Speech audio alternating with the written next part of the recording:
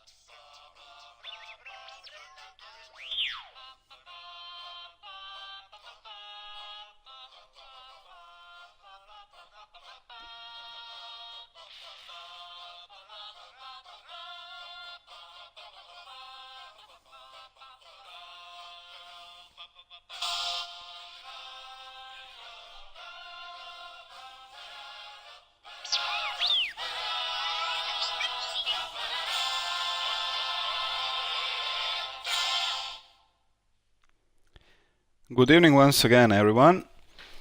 Yes, that was my a cappella starting theme for today because Star Wars was released this week. And yes, of course, I went to the premiere, and after that I went for another watch, and it won't be my last one, I can guarantee you that. So, TW3 Brick, hello from Croatia, and hello to you on Florida. I hope, guys, you're okay.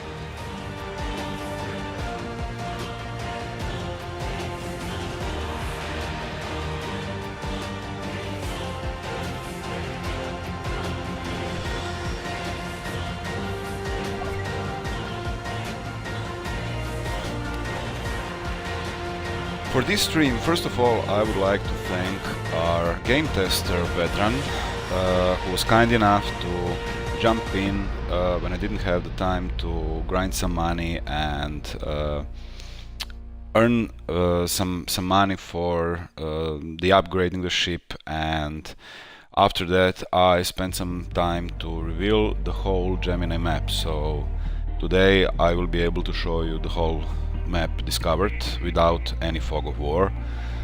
And also we have plenty of million credits grinded by our veteran, the Chinese farmer. I'm kidding, he's not Chinese, but yes, he's farming like crazy. And hopefully you will enjoy this stream. Please, if you will have any questions, of course, fire away. I'm watching the chat, so I will be able to, I hope I will be able to answer them all. This is our Abea ship, the ship that we got the last time. It's actually a beautiful looking ship.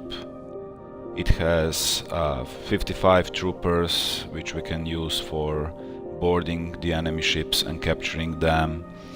And currently we are in the Nexus region. It is the region on the upper right corner of the map. It's in the Green Nebula, as you can see all around. It's all like greenish stuff. It's not very nice or appealing, but they have nice ships here. I will anchor on the Nexus shipyard, so you will be able to see. They have 3 ships available. It's Myrmidon, Aristarch and Celestial, which is a Dreadnought class. All these ships designs are fantastic. They basically look like some kind of bugs or insects, if you want.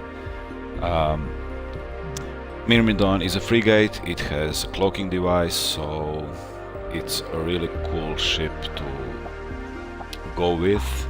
Aristarch looks like a really creepy insect, and Celestial is much bigger ship, and as you can see, the price is 24, almost 25 million credits. We do have that money, but I don't have the level prerequisite, rank prerequisite to fly that ship, to command it.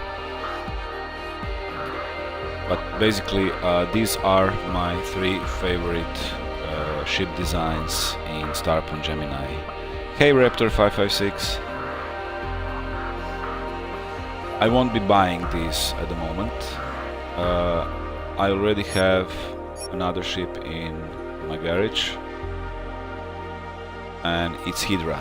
I also don't have a prerequisite rank for it yet, but it is an excellent ship. It's not design-wise, it's not something that I find really cool or anything, but it's a cool ship. As a ship, it's excellent. It has 90 troopers or 80 troopers, 90 troopers.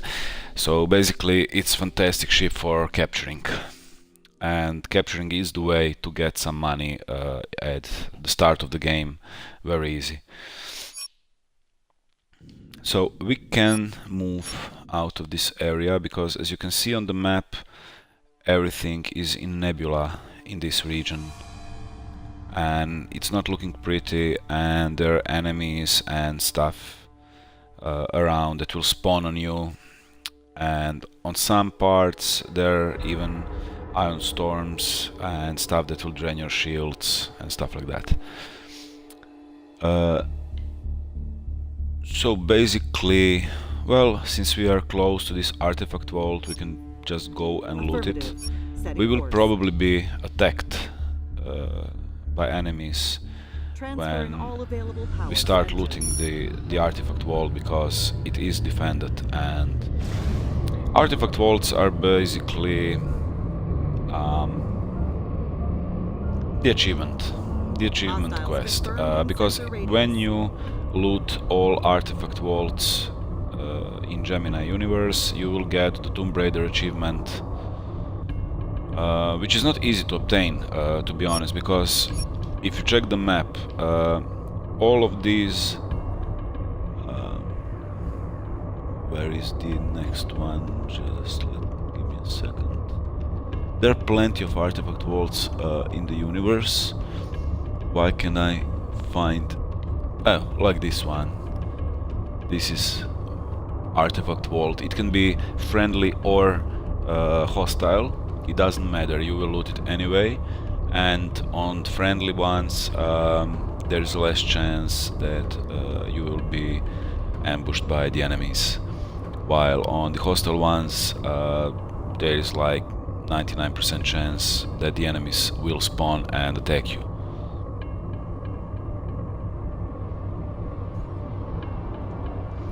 Raptor, are there any other carriers other than the Freya that has a cloak?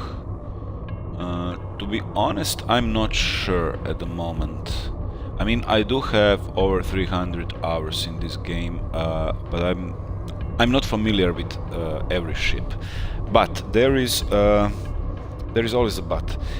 There is a community-made website, and I will try. Just let me open it on Twitch on my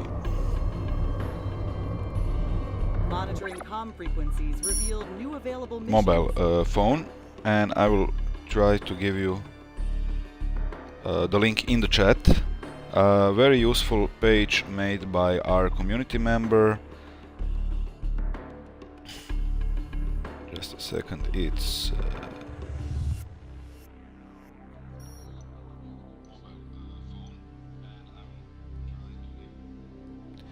yes, that's the one.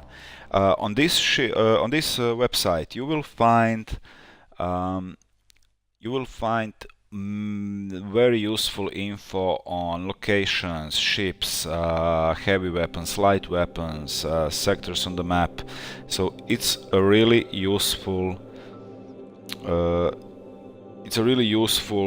page for putting in favorites for both PC community and Xbox community, because the ships are the same.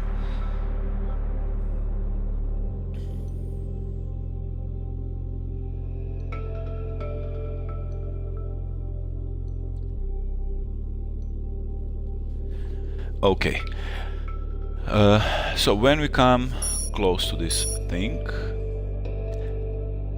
we will just loot it via the context. Just a second. Yeah, we'll just loot it via the context menu. It's a repair option. It's actually not repairing it, it's looting it. Repairs on nearby objects are completed. And as you can see, artifact retrieval is successful.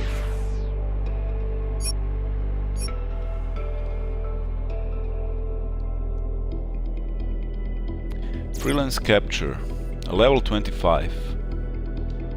Okay. Let's try to capture the guy. Transferring all available power to engine.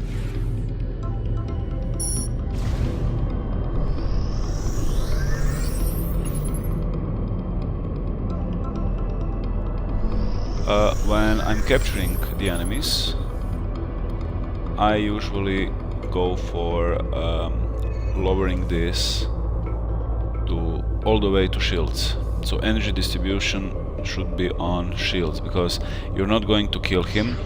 You will get some damage, of course.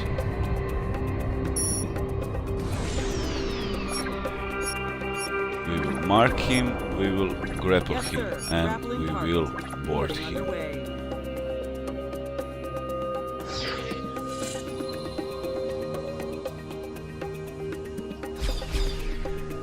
I will try to get his hull down, and he will be captured pretty soon. As you can see, our boarding progress on the right side is almost complete, and voila! We have this ship, the mission is accomplished. So now we have to go to the nearest station to sell it. Another thing, when you loot the artifact vault, it will become grey as this one. It means that you completed that artifact vault. So you always know which ones are still available for looting, for getting the Tomb Raider achievement. Raptor, are there any plans for add-on or DLC, like more ships or a new map? There won't be new maps. This is the map you're playing on, but as you can see, since I discovered it everything, so you can guys see the whole map, I think you don't need any bigger map than this one, because there are like almost 700 stations here which you can dock on. There are tons of missions, side missions, freelance missions, planets, stations, artifact vaults. I think there is plenty to do on this map as it is. In the campaign, on one mission, I won't spoil the details, but in the campaign on one mission, you will be able to fly through the Starpoint to another map to finish some quests there. But after you finish them, you will return back in the Gemini universe, and you will stay here. So there won't be new maps in SPG2, but yes, we do plan on adding DLCs if the game will sell well, and if it will be received well by the Xbox community. DLCs on PC currently are Secrets of Ethera, which introduce a new storyline and new ships and stuff like that, and there is a Titan DLC, which introduces the end game content, and end game content are Titan class ships. Those ships are like 3 or 4 times bigger than the biggest ship currently in this version of the game, and that is Dreadnought class ships. So basically, as I said, everything depends on how well will the Xbox community receive the game, and we will try to port some DLCs. Affirmative. Let's sell this Changing thing. course. Transferring all available power to engines.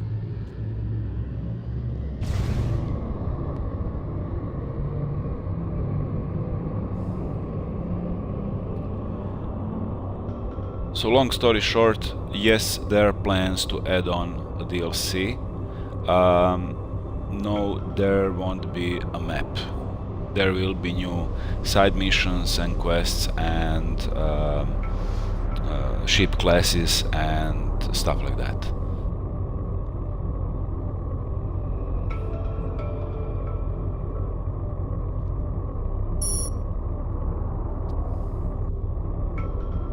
When you're towing a capture ship, bear in mind that the grapple can break. It can break if you speed it up. So basically, currently all my energy is distributed in shields and weapons. If I was to put it all on the speed, on the engines, the grapple would break, because it's like car towing. If you're towing a car on the street, you will not accelerate to full and go all wild on the highway, because something would break, either your truck or the car you're towing or the towing cable.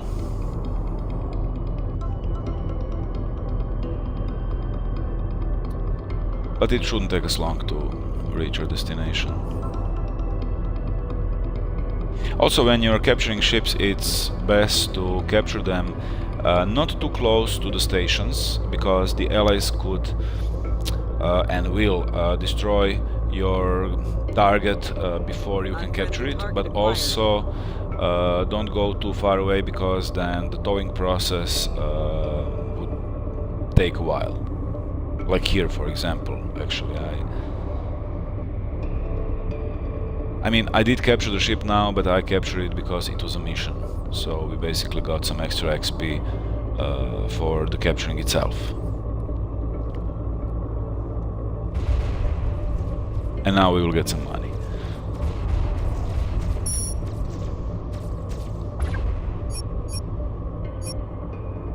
Affirmative. Changing course.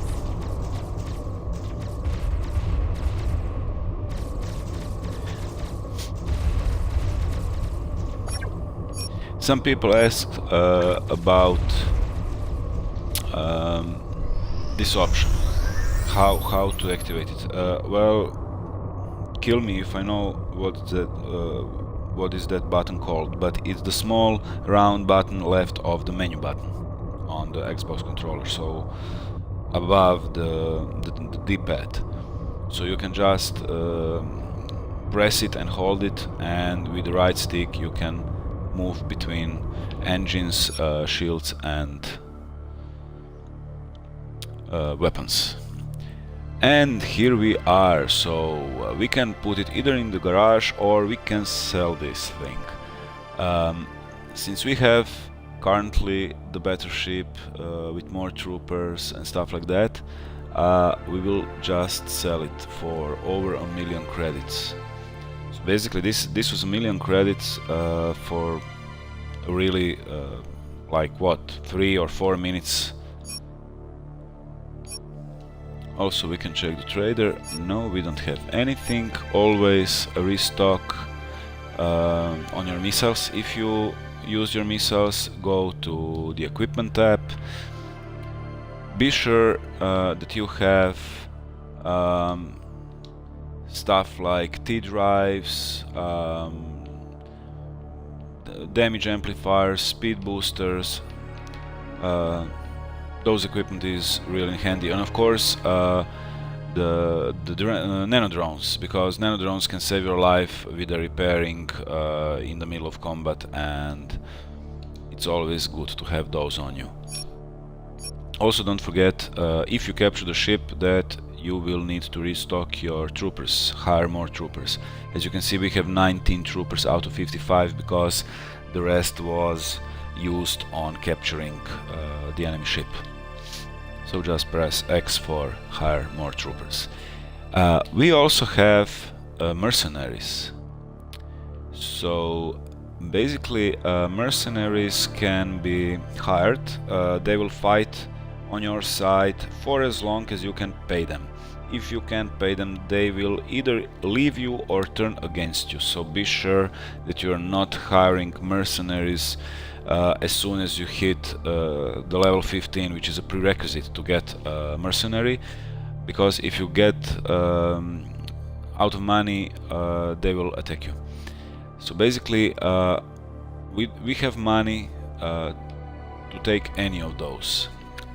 Currently on this level we can hire 1 mercenary. On lieutenant rank we will be able to hire 2 mercenaries. Mercenaries, well, let's just hire 1 and let's fire the Aristarch Destroyer. It's one of those insectoid... no, Myrmidon, yeah, this one was too high level. So Myrmidon Frigate, it's one of those insect-like ships.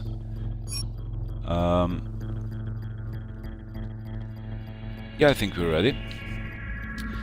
So basically what the mercenaries can do, you cannot give them in-depth commands like I don't know, capture the ship or stuff like that, but they will attack the closest target, the biggest threat. They will attack at will. But if you mark target via the context menu with this option, mark target, then all your fighter squadrons, if your ship has fighter wings, and your mercenaries will focus fire on that target. Usually it takes about 2 or 3 seconds from the moment you issue the command and mark the target until the mercenaries get it and their weapon officers actually refocus the target to mark target.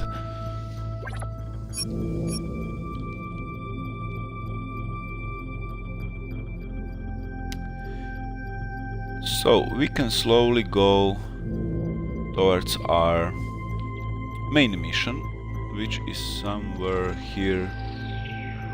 Yes, it's here. Raptor, what would you say the best ship class is? Well, I wouldn't say that there are best ship classes, because you can have a dreadnought that is poorly equipped with lousy officers and bad build, and you will be very squishy. While on the other hand, you can have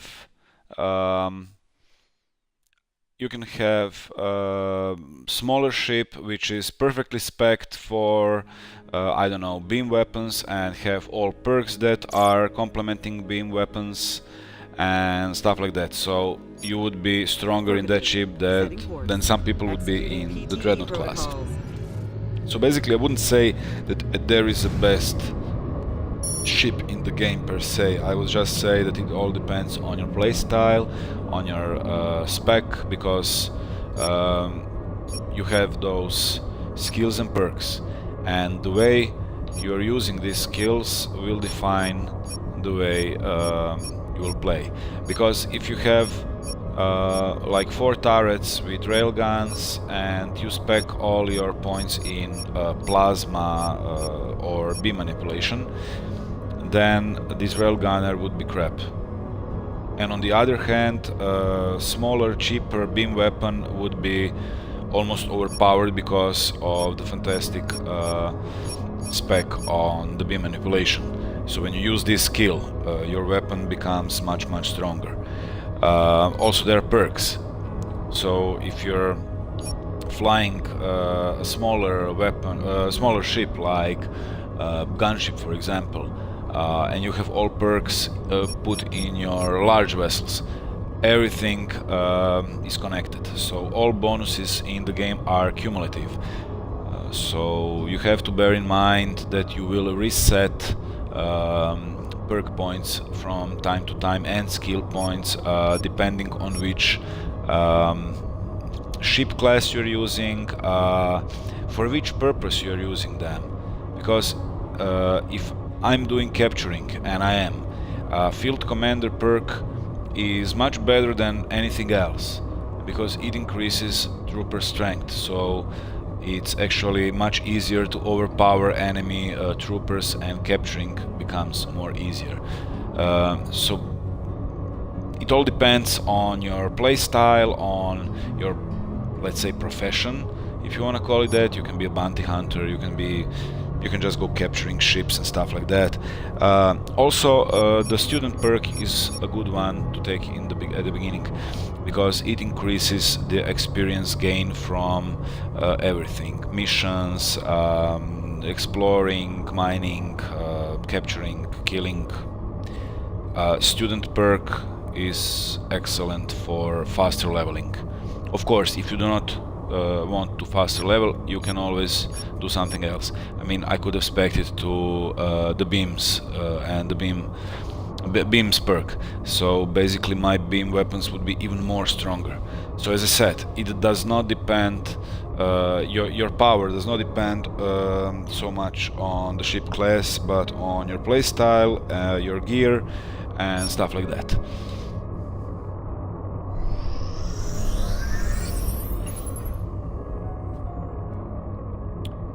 Travel to Fidelity I suggest checking the star Outpost. chart, Captain. New missions are available. We are now flying through hostile territory.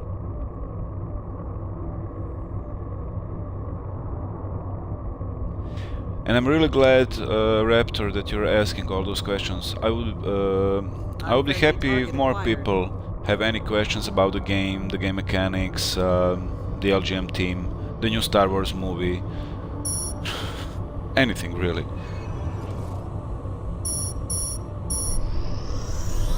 Now we will try to... Am I lagging a bit? Yes. Fire at will. Manual targeting disengaged. As you can see, this is very easy because I made the perfect ship for beam weapons. So these enemies are dropping very quickly. They didn't even basically touch my shields or anything.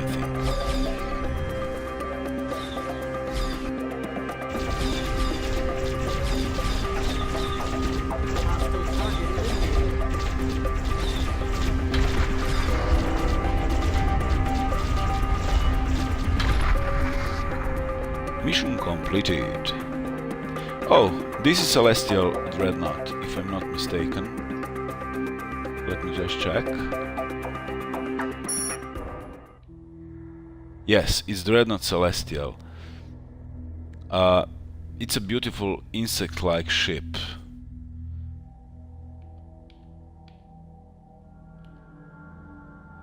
I cannot zoom it now.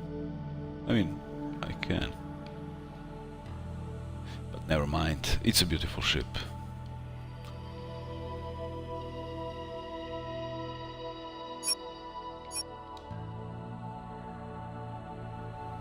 Where is... Oh yeah, let's travel with the T-gate, because no point in not using them since we have money and they are the fastest way to travel throughout the universe.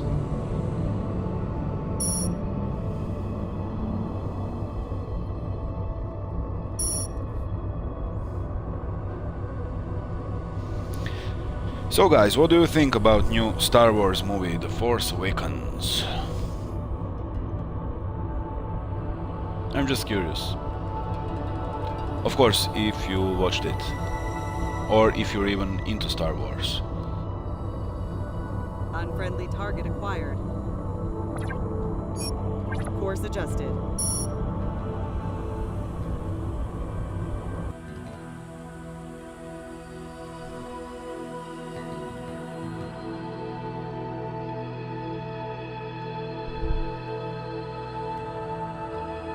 Actually, before I did this, I should have checked the map to see where exactly I'm going.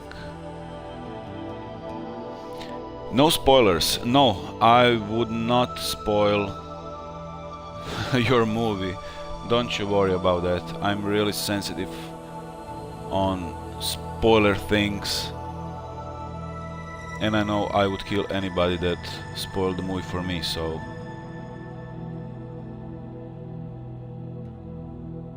Gators VI, no, I will not talk about it. I will not spoil the story of the new movie. But please do go and see it.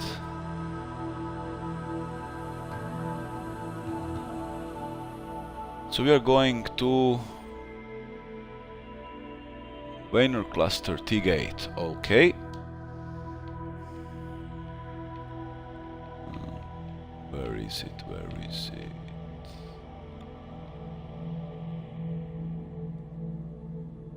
No, I'm just blind. No, I'm not. It's here.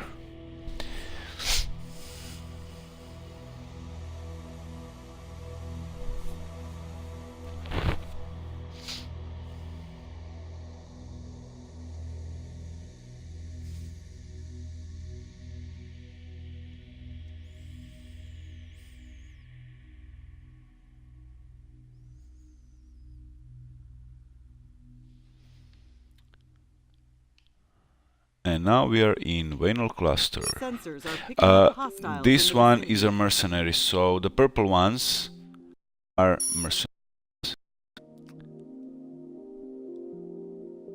We could kill him, actually, but I will not do that.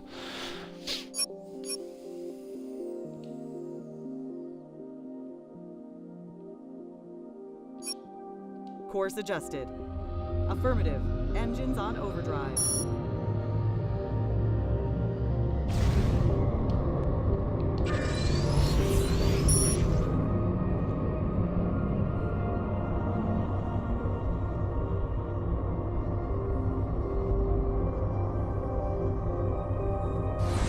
Okay, so we basically have two questions now, and I will read and answer them because we will come to the main mission and the voiceovers will take over.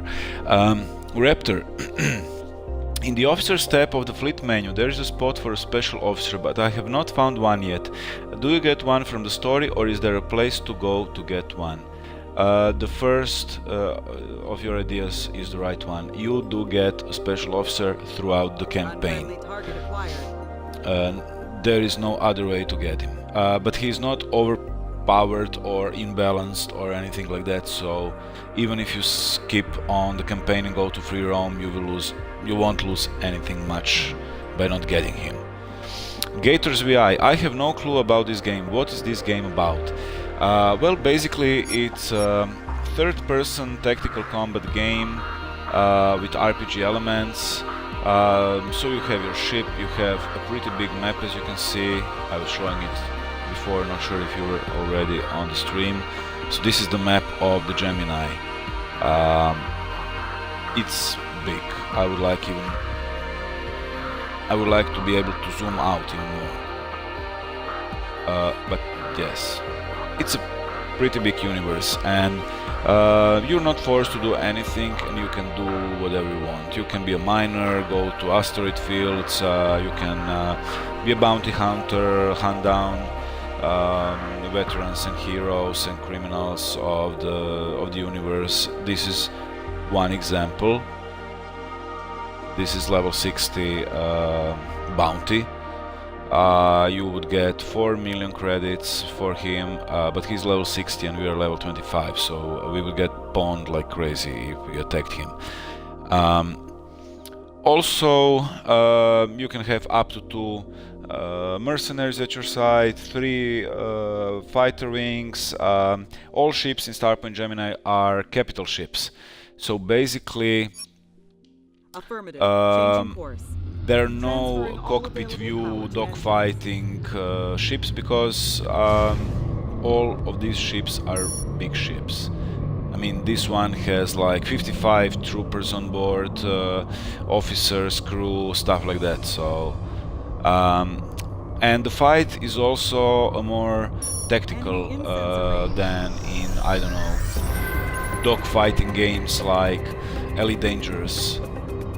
I mean, I don't have anything about Elite Dangerous. On the contrary, I'm playing it on PC and I'm in it since the beta, and I grew up on the original Elite. So it's just a different kind of game, and it all depends what you want to do in the game. If you're more for this tactical combat stuff, where you need to manage your shields and your heavy weapons and stuff like that. Where are we here?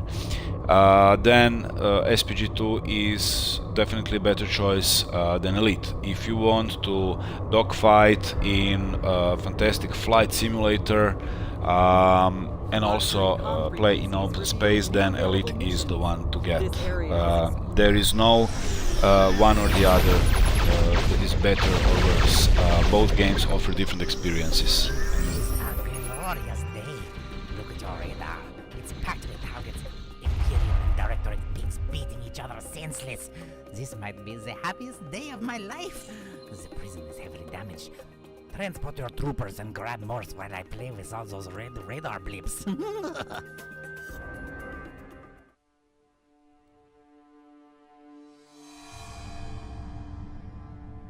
Executing PTE protocols.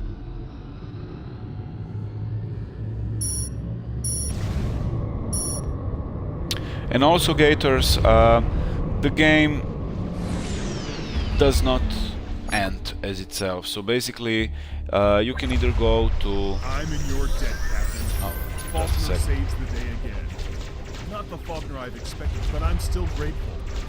If I could ask for another favor, could you destroy this frigging prison? Some very unpleasant threat during my stay there, and I'd like to repay the favor. Our shields are weakening.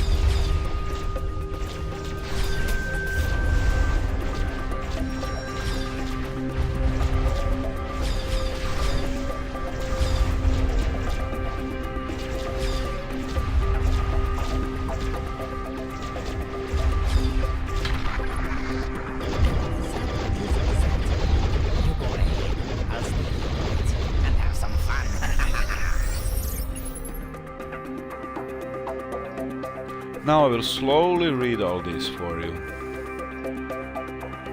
No, I won't, I'm kidding.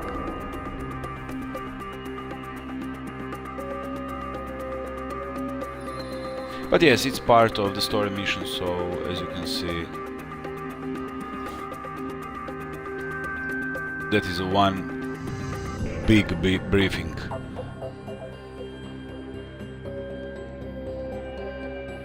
Captain, I shall remain with you for the time being and help you out. If you have read my report, you understand it is imperative you contact Dr. Libby. But if she decides to stay in the shadows, it will be a hard task. I have a friend on the actual station in Wasteland. He might be able to assist us. Please check your log for more details before we travel.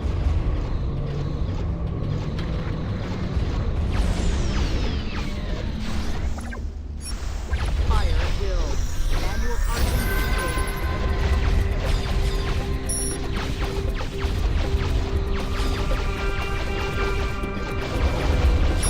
We've destroyed an enemy target. You have two camera modes.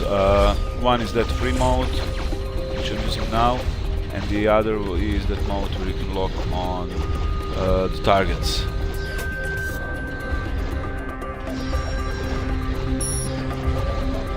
Like this mode. So whatever I'm doing with the ship now, it will stay locked. The camera will stay locked on the current target. Of course, until the ship is destroyed. The ships also leave derelicts behind them. So basically, if you destroy the derelict, you can get more loot. And even blueprints. Blueprints are random drops from random drops from around the universe, from random enemies and stuff you do, like artifact vaults, looting, and of course asteroids are here also to destroy and mine.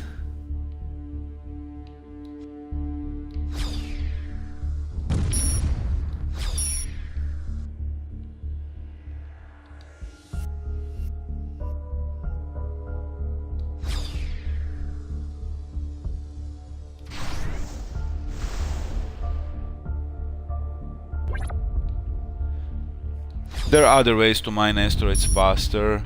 If you strip all the weapons from your ship, you will be left with default weapons, and those are mining beams. So basically for faster mining, longer range, faster destroying of the asteroids and stuff like that.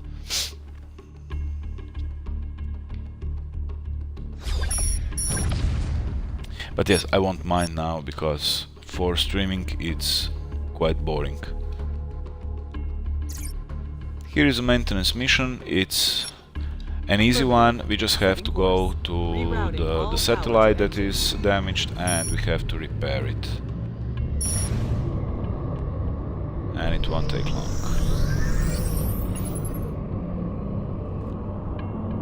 So basically there is a campaign that you can do, there are side missions which are like little chain quests, there are freelance missions which can range from repair missions Sensors are picking up an enemy structure. From ferry, taxi missions, rescue missions, capture, maintenance, science. This one is a maintenance mission, for example, and it goes like this. You just have to repair this Target thing. fixed. Mission complete. Mission complete. Where are we going?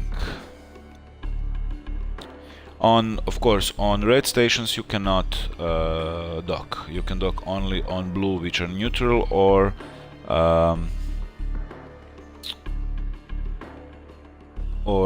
green, that are allied stations. Do not forget to save the game often. Engine set to maximum power. I mean, I will save the game now.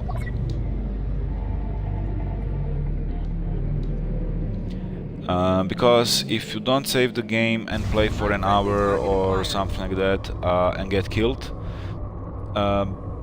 basically you are losing. No, we are going on this station. Executing PTE protocols. You're losing all the progress that you've done since the last save. There are no like checkpoints in the universe where you can just pass and the game will be saved. The game will be saved when you save it, so don't forget to save often.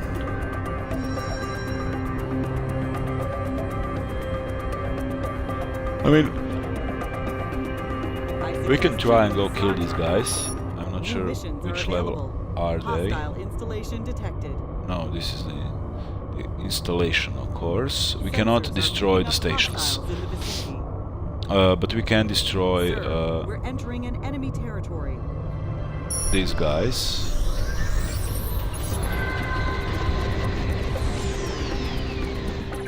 They are bigger level than us. Automated firing sequence. No, you can't get out of the ship.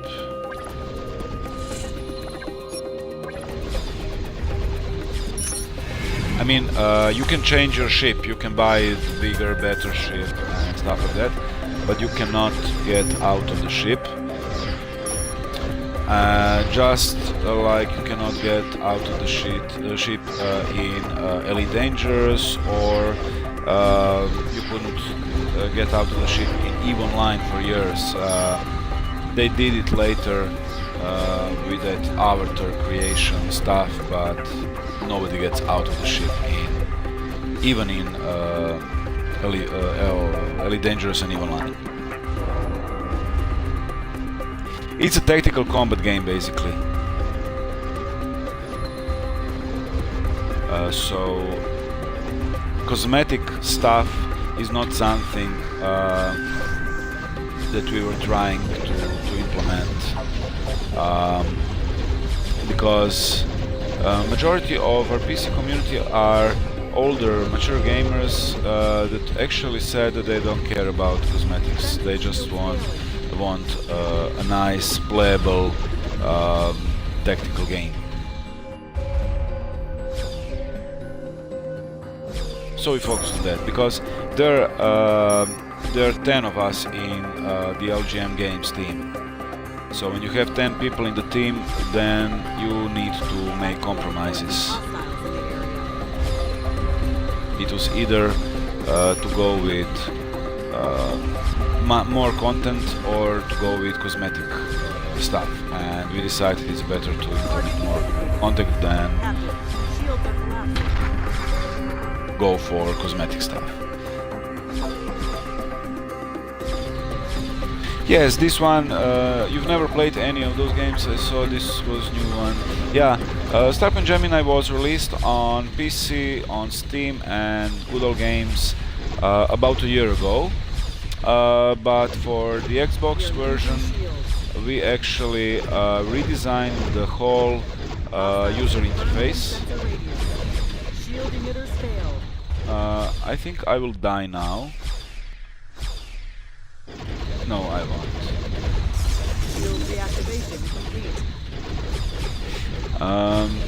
So it's not a new game in terms of missions, campaign, game mechanics, but we wanted to redesign the whole user interface to give the Xbox users the best possible experience that we could. And I think there are just too many of them here, and that I will have to get out of here. As you can see, I'm dropping very quickly now, my health is dropping very quickly. I can repair my ship, but it won't last forever. Enemy down. And the difference between Elite and this game is that Elite is much more hardcore. It's really much more hardcore, and all mistakes are harshly punished. While here, if you do make a mistake and die, if you save the game before the combat, you will just have to do the combat again.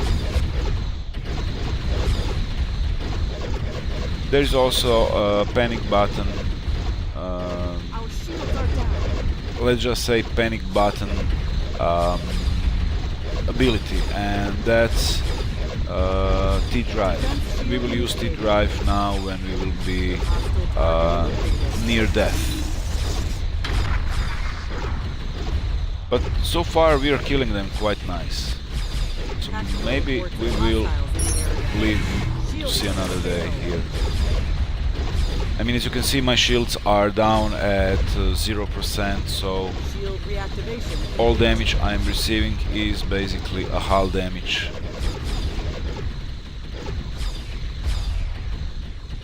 And there are many turrets on the ship, as you can see, so managing the ship in combat takes some time to get used to, and it's more tactical than the dogfighting cockpit view games.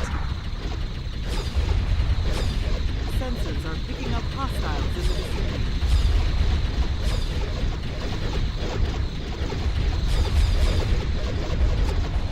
Shield emitters failed. There are just too many of them. Captain, hull integrity is failing. Shields back online. Target eliminated. And sometimes if it happens what is happening here, and that's that I'm killing all of them, more and more will spawn. There will be more and more enemies that will spawn, especially if you're in their territory, because they will not tolerate you just go on a killing spree in their territory. Gators, this may be a stupid question, but did you help make this game? Yes, I'm part of LGM Games team. I'm community manager in the game and in the company. And I did help, yes. I'm not a programmer, but I am with the guys for like 2 years now, and I also gave some ideas for making the game, and I'm actually here for the community, both Xbox, the Good Old Games, and Steam community.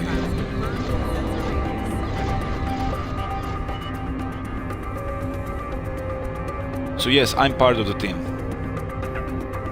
Monitoring comm frequencies reveal new available missions.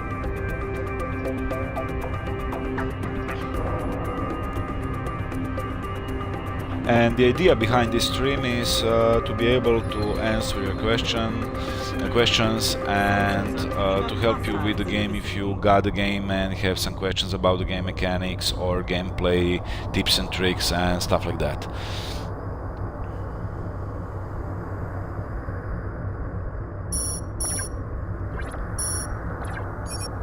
New waypoint confirmed.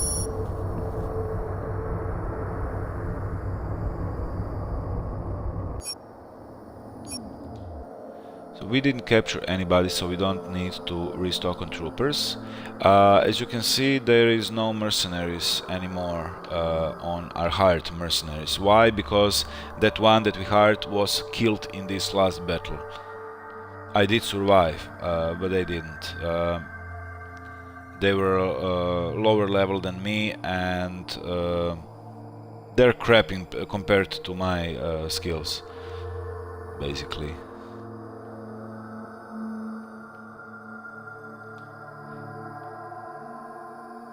So we can hire one ship again. So let's go with the best one at the moment. There is also shipyard here. Here we have Shanghai, Philadelphia, and Tokyo. Tokyo is Dreadnought. So basically there are several ship classes in the Gemini universe, but there are many ships in each class depending on what region you're in. There are numerous shipyards and stuff like that. Also, every mission is giving you a reputation. So you can come on this captain screen, captain info screen, and here you can see all the factions in the Starpoint Gemini 2. As you can see, there are many of them. I think there are like 59 or something like that here at this moment. You can also see if you are friendly with them, neutral, or hostile. Now, after more than, I think, 45 hours in the game, are mostly either friendly or hostile with everyone, because I did many missions, so I got reputation with neutral guys, and they became friendly towards me. As I said, you can never save enough because it's like this fast, so it would be a shame to lose the progress because of one click. And now, where is that main mission? Let me just find it on the map.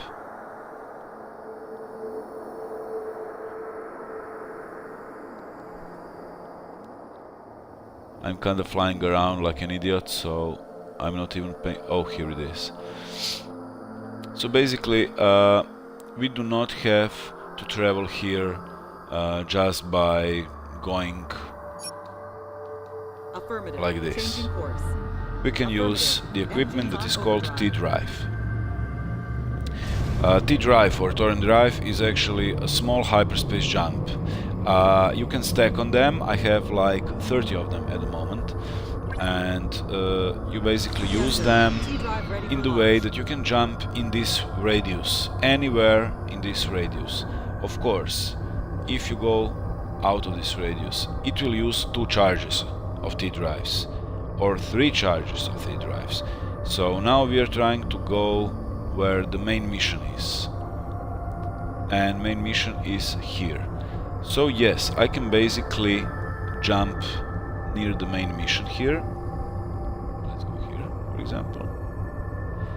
And it will say that it will use 4 charges. So I will have like 26 of them now, because I just used 4 charges.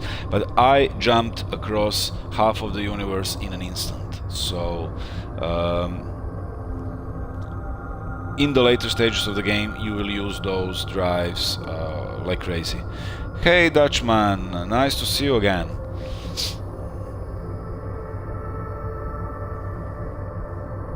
Frequencies are busy.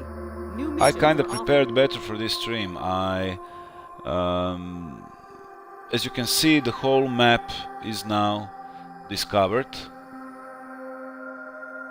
So that's one thing that I wanted to be able to show you the whole map, so I discovered it.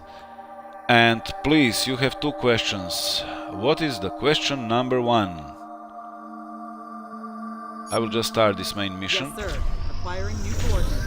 Transferring all available power.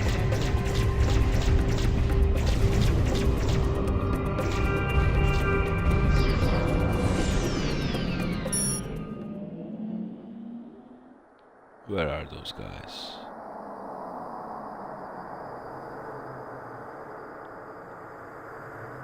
Well, let's kill him.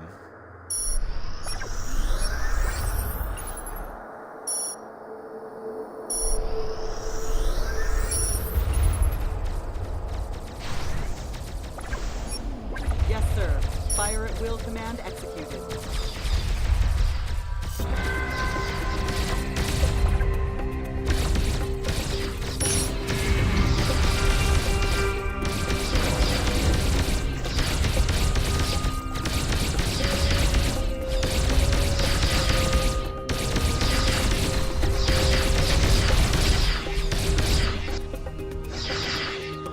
We got this one, almost.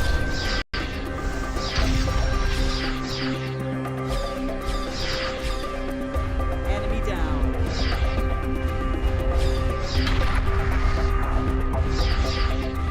As you can see, our mercenary, which is a purple guy right there, he's also shooting at the nearest enemy.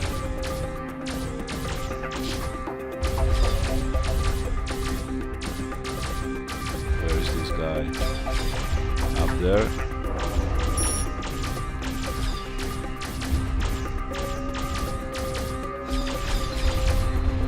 We'll just send some rockets his way.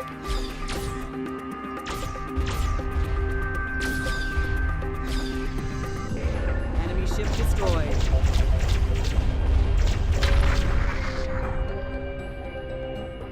Okay. And yes, we did forget something. I forgot to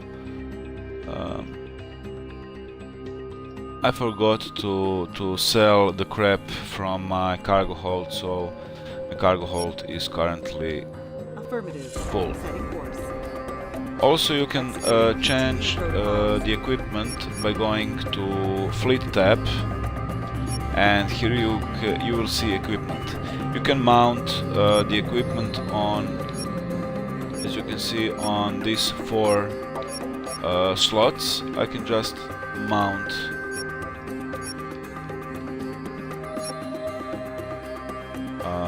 like, let me see.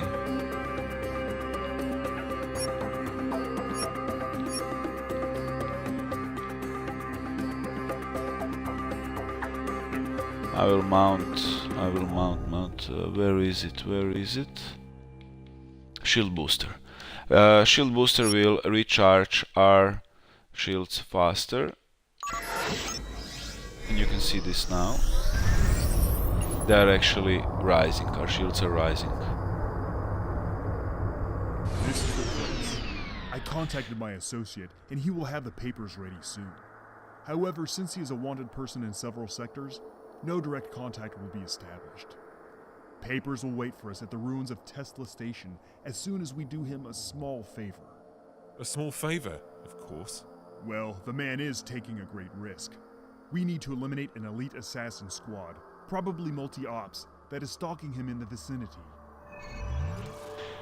Okay, Dutchman, when playing campaign and switch to free roam, will your campaign save be overwritten? No, your saved game will not be overwritten in any way, but at the start of the game, if you switch to free roam and leave your campaign, you won't be able to come back to your campaign in the same game.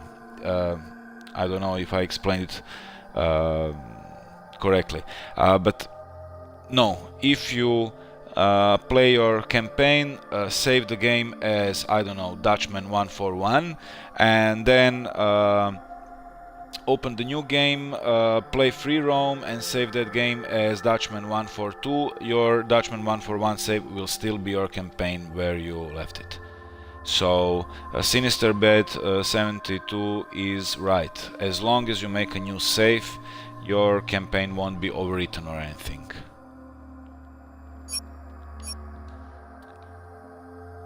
And I didn't hear this guy what he wanted from Changing us, course. but now we will see. Affirmative. Engines on overdrive.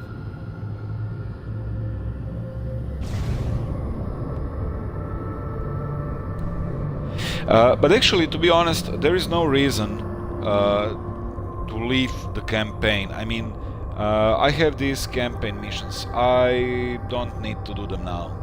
I can leave them. I can go bounty hunt or mine or trade, or I can do whatever I want. I mean, you are not forced in any way to go through the campaign. You can basically level up to level 80 and then start playing the campaign. It doesn't matter. The game is not forcing you to finish the campaign first or anything like that. So I think that answers your question.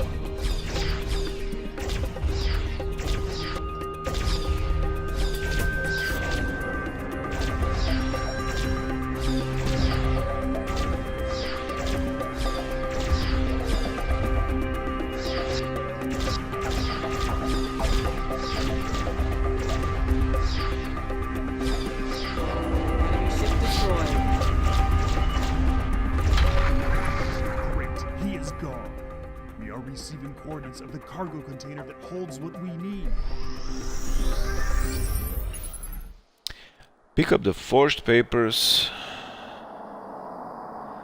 near the ruined Tesla station. Okay. And the ruined Tesla station is here in this region. New waypoint confirmed. Transferring all available power to engine. Now we can just go all to speed, even use the speed booster. And as you can see, this ship is flying pretty fast now. Considering it's a capital ship, it's big, it's heavy.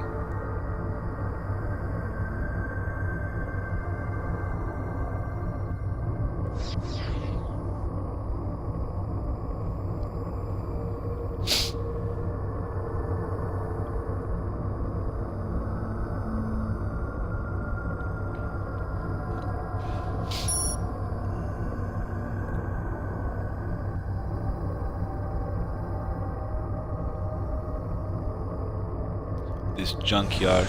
Oh, come on! I just almost crashed into this. Where is it now? Aligning So ship to lost in. Where is the bloody container? No, this is junk. If you get easily disoriented in 3D space like me, you can always go back to the map and click on Yes, this sir. Acquiring mission new again, coordinates. and you will be Affirmative. pinpointed Engines to on it. overdrive.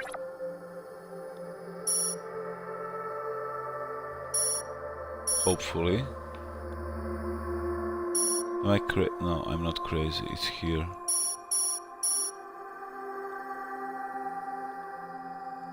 So I need to transport my troops on it. Recommend level 16, sure. Dutchman 141. So campaign is actually free roam with a story and you choose when to play the story missions. Yes, the only difference between campaign and the free roam is that in campaign mode you have those 15 or, kill me now, 16 I think missions which you can finish, which will give you some unique weapons and items. Those weapons and items are not imbalanced or overpowered, so even if you skip the campaign completely, it doesn't matter. Campaign is here. It's not an epic campaign like in Dragon Age or something, I will be honest with you, but it's here to just get you familiar with Gemini universe, with some most important factions in the universe, I don't know, some memorable characters, stuff like that. So yes, you can basically come to the game, take the first mission, finish it, then free roam and do stuff until you hit level 80, and then just walk through campaign missions just for the sake of the story. It wouldn't be any kind of challenge.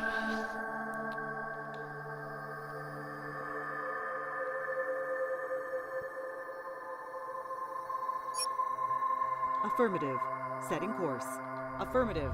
Engines on. I mean, overdrive. that's what I'm doing now.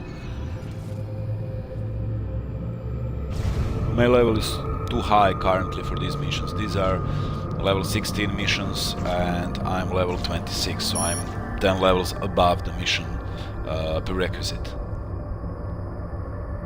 So basically, maybe that's the... I would say that that's the best way, actually. If you want just the story and you're not into the challenging stuff, then you can just level up till the level, I don't know, 60 or even the end level, which is 80 currently. And then you can just walk through the story. Or if you like the challenge, if you want the immersion of the campaign, then you should definitely play it as you go along. So between missions you can free roam, and a little guy will die.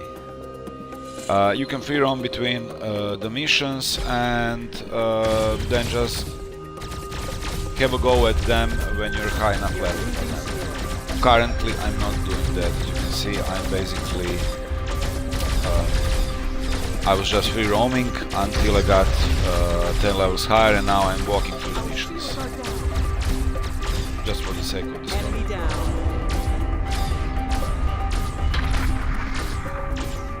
Shield reactivation complete.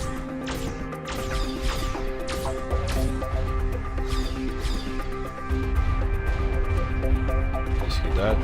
Yes, and I cannot loot him because I didn't.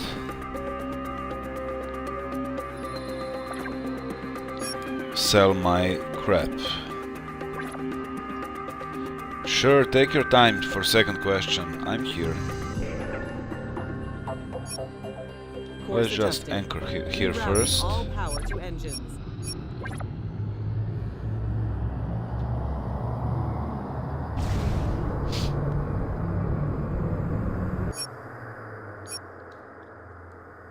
Troopers are fine.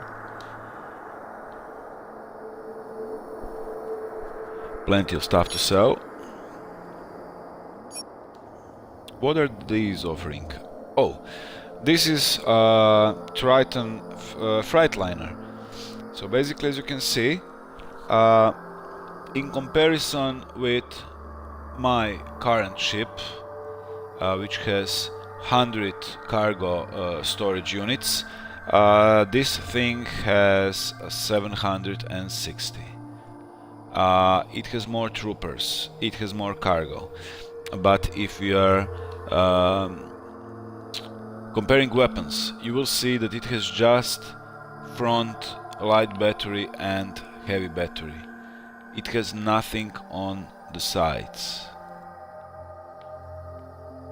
So basically it's a ship with small Power capability, but large cargo hold, ideal for trading, mining and stuff like that. Of course, let's restock on the equipment. We can actually sell this. No, we won't sell this. We will... we could try to put that. Average damage of this thing is 266. It's a missile. This one is over 600 and same. So let's just try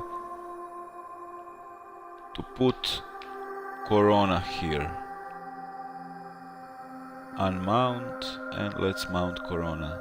So these missiles will be much stronger.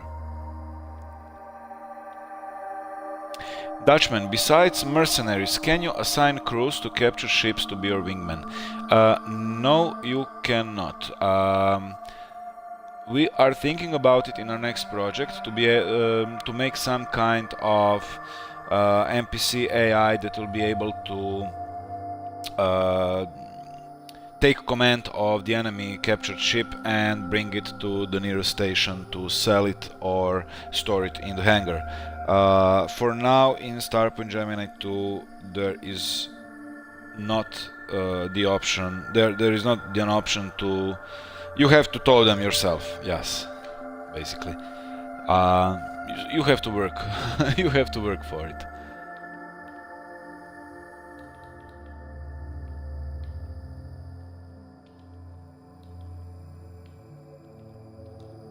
Always restock on T-drives if you have money, and of course on Unity nanobots that will heal you, shield boosters that will recharge your shield faster, speed boosters if you just wanna get somewhere quicker.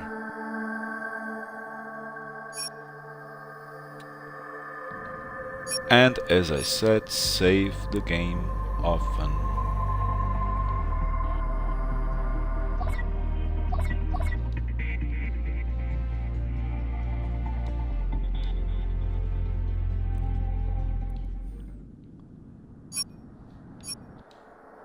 So where to next? Main mission.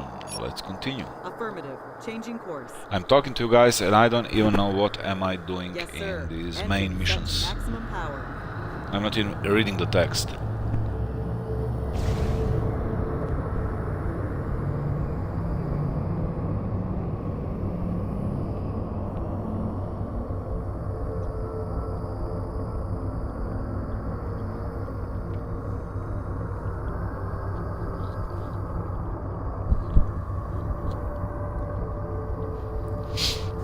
Dutchman, so besides hiring mercs, you fly and fight solo. Yes, you fly Han Solo. We should check the star chart. You have New up to missions 2 are mercenaries available. and up to 3 fighter wings.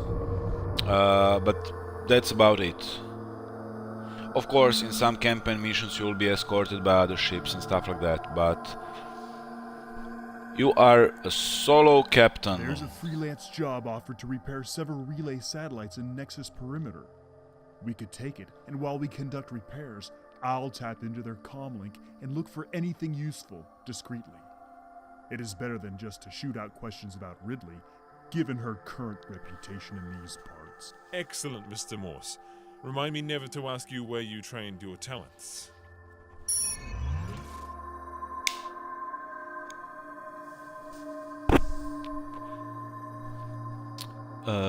Repair 3 Nexus relay satellites. Okay. Executing PTE protocols.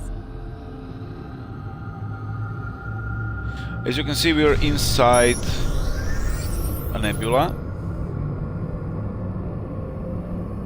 So everything is just foggy. But you can see the suns anyway.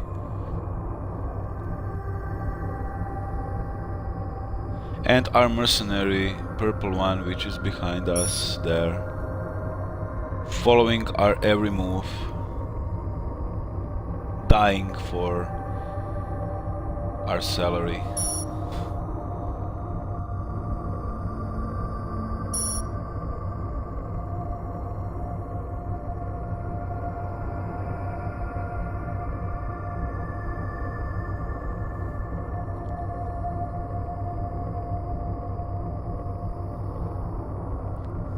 and not I don't know about Han Solo and Greedo, but in Gemini universe you shoot first, definitely.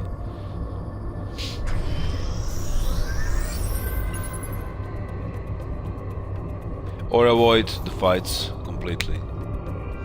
I mean, basically, even the fight is not forced upon you, except in in main missions. I was exploring the whole map yesterday, and when you just go full PT, use speed boosters, transferred energy, and stuff like that, basically you can just go and explore without being stopped and killed.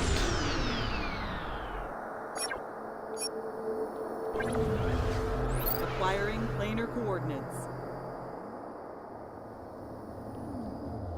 Target object repaired. Okay, where is the next one?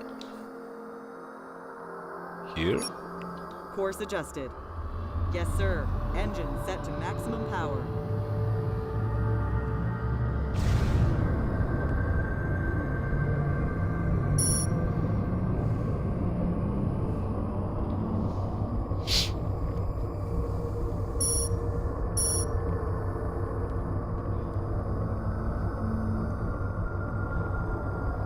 Oh, cool, Dutchman. Tomorrow you will get SPG2.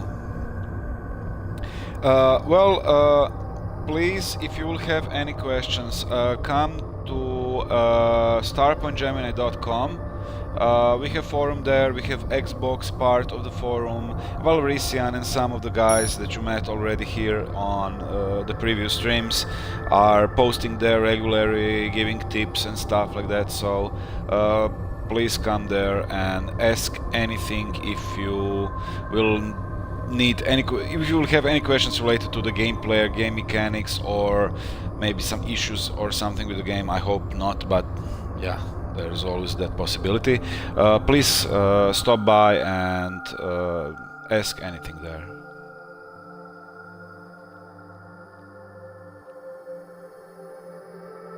I mean, this is not my last stream, but if you get stuck somewhere, better to just come to the forum and ask than wait for the next stream.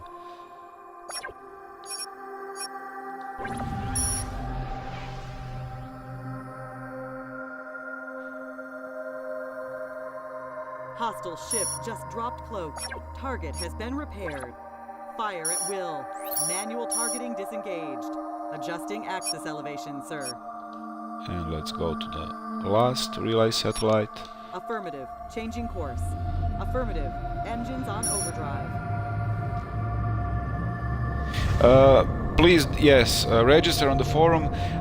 You will have under Xbox part of the forum, you have introductions where you can leave your gamer tag and get other people in the community add you. So yes, stop by, and as I said, if you will have any questions, don't hesitate to ask. I'm watching those forums regularly. I mean, I'm watching the Game Hub and the Game Feed here on Xbox 2 and all the other forums, our Facebook and Twitter page. But forum is the best way to get the fast answer, because the community is present there, not just Xbox One community, but also the PC community, which is very knowledgeable about the game because they're playing it for a year now. I mean, the user interface might be different in this version, more modern and more intuitive, but the game mechanics are the same.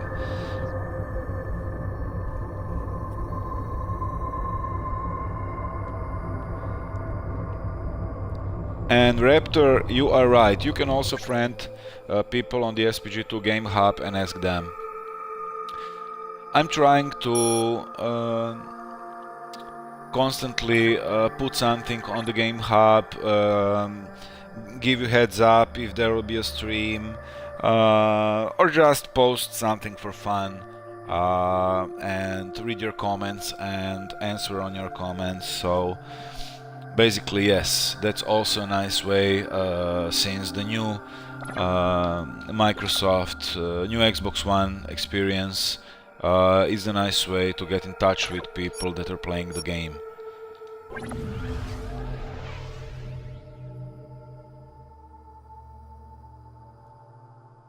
Find anything useful? Indeed. Review your log for my findings.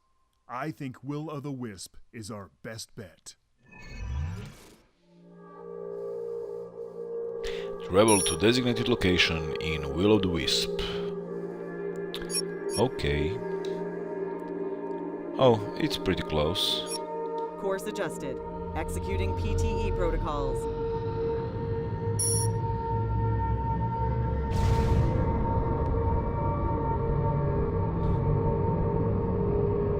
I know that our voiceovers are not the best ones, but hey, we are an indie team of 10 people and we made this shit. I mean, making a game as complex and as big as Starpoint Gemini 2 with only 10 people. It was started by 4 people and the company slowly growed. It's amazing, I think. Not that I'm bragging or anything, I'm just stating the obvious. Danger. Enemy region entered. Hostiles confirmed in sensor radius. Dutchman, you're getting a chat pad for the Xbox One controller using the stick is horrible. Yeah, of course it's horrible. I mean, when I'm answering your comments and questions on the Xbox One, either on my profile... Okay, let's kill those bastards. Either on my profile or on SPG2 Game Hub, I'm usually I just go to my Windows 10. I stream the console on my Windows 10 Xbox application and just use the keyboard to answer the questions. So basically, yes, I'm also lazy to type on the controller. It's horrible.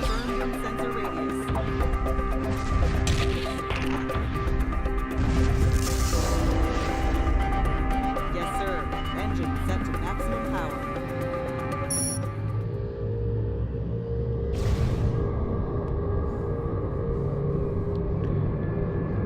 Although for watching the streams, I could recommend to watch these streams either on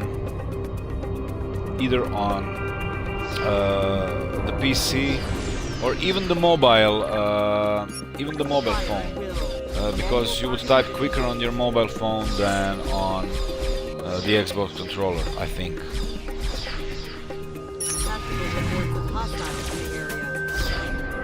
Okay, sorry, Angry Spec and SOS X Carnage. No, this game does not have multiplayer, it's an exclusively single player game.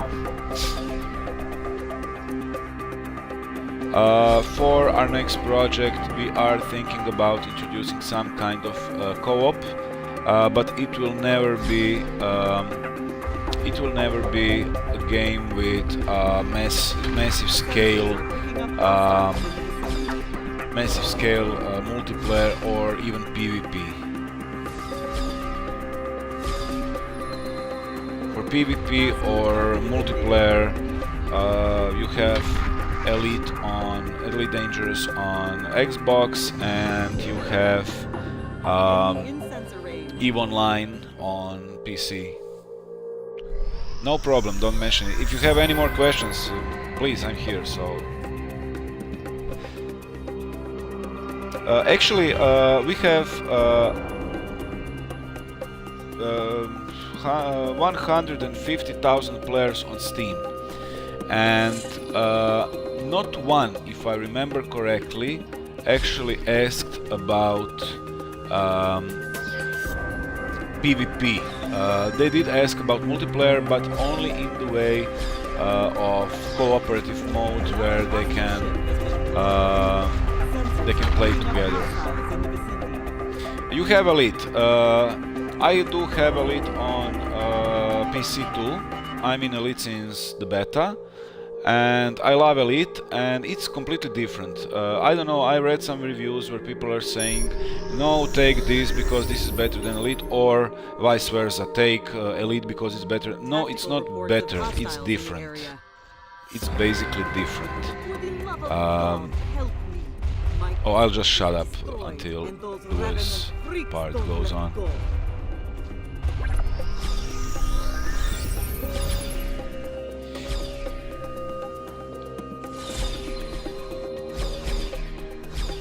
We've destroyed an enemy target.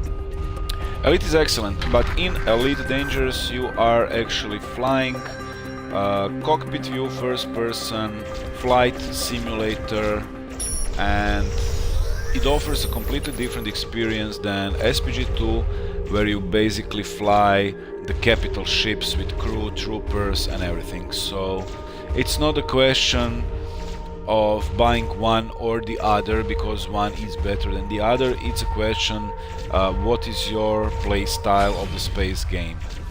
Do you want to dogfight the enemies or micromanage your little fleet and your capital ship in combat? Freaking Nexus experiments almost cost me my ship. What experiment? Is that linked to a ship called Redemption, perhaps? It is, actually. Redemption came here and asked for info about some Radley person or ship, Archimon or something like that. All I know is that when they left, revenants appeared, and I'm sure it wasn't accidental. Everybody knows Nexus is always tampering with that rift crap. Do you know where they went? While we talked to the Redemption, I accidentally engaged my little worm program that recorded some data from their mainframe. Incidentally, their flight plan was in there. If you want it, you can have it. But it will cost you. Protect me until I complete repairs to get the hell out of here.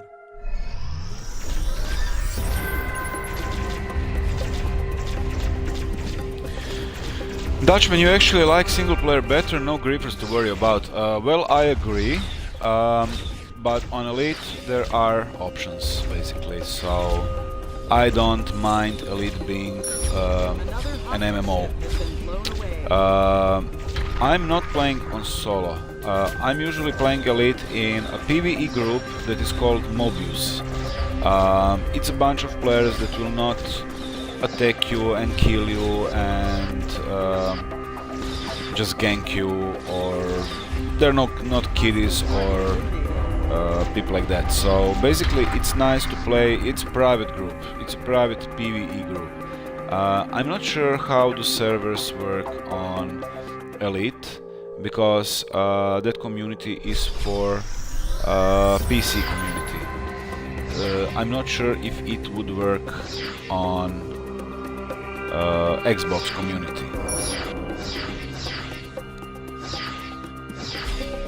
Hostile target eliminated.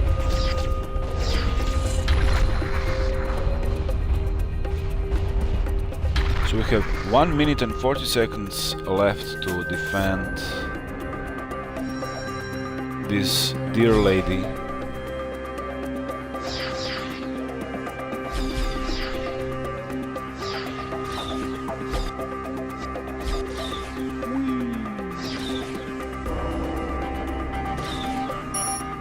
Here's one rocket for you.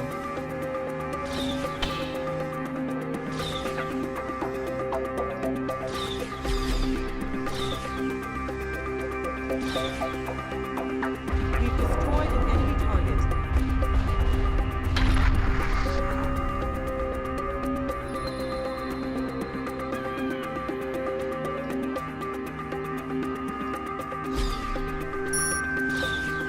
Xbox One has no private groups yet in Elite. Well, I'm sorry to hear that. I mean, I'm not sure how is the Xbox community in Elite, but on PC in open mode there are so many people that are exploiting the game, just ganking you for no reason, and it's a hassle to even try to play.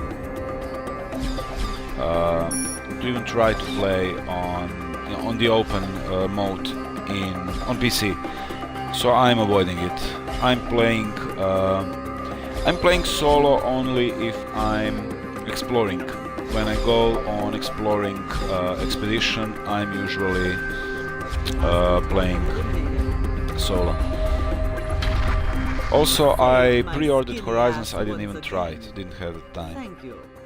The data is now uploaded to your computer.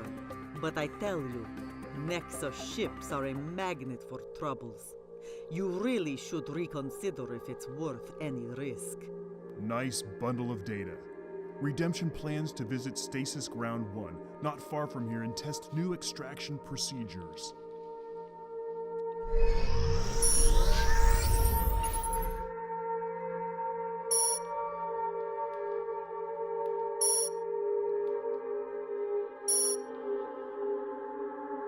Oh, so we have some derelicts, okay.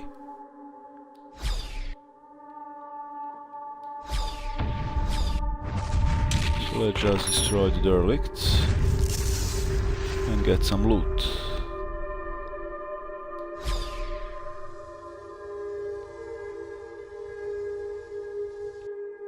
No, it's too far away.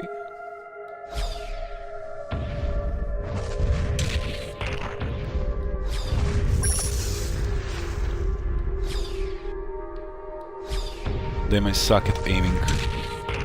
Denied. We need more space in cargo hold. But we don't have any more space in cargo hold anyway.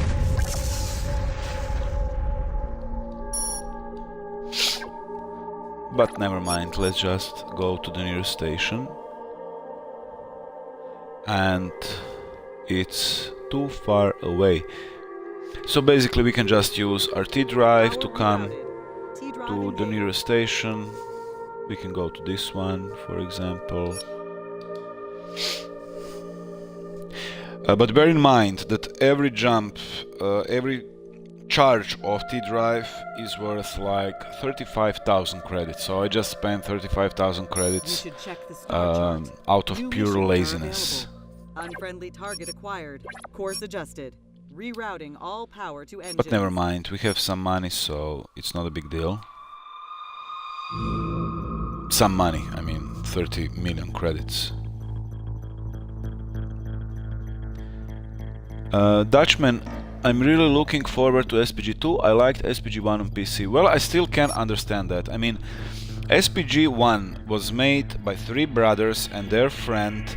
They didn't have any freaking clue how to make a computer game. They just wanted to do that. They had their dream of making the game, but they didn't have any knowledge about it.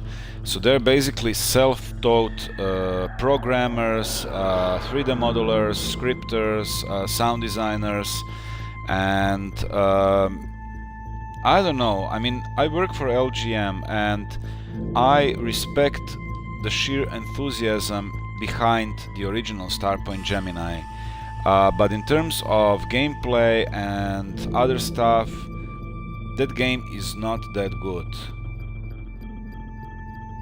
So yes, I'm actually amazed that you liked SPG1. I mean, if you liked SPG1 on PC, which was on 2D plane, which was very limited, it had plenty of issues.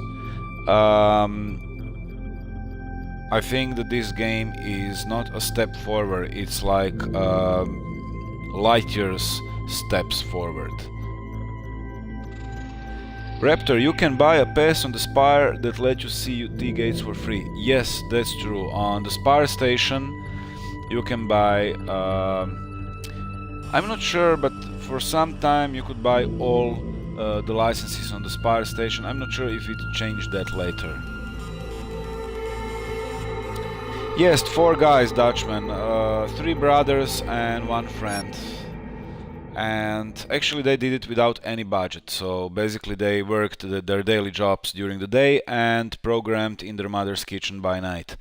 And it's amazing, I agree, it's amazing that they were able to make the game without any budget from the start to the end and actually release it for the public. So that part is amazing, I Tactical agree. reports of hostiles in the area. And those 4 guys started this one, and like 60% of the game was made again only by them. But when they started this project, they actually knew what they were doing, and it was much easier, and it was on more professional level. So the game was finished by 10 people, and now there are like 12 of us.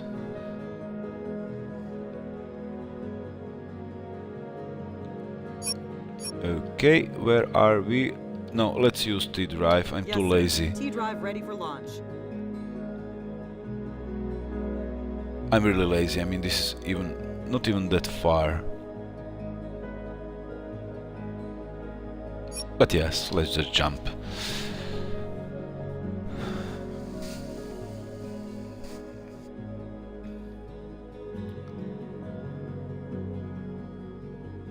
Frequencies are busy. New missions are offered.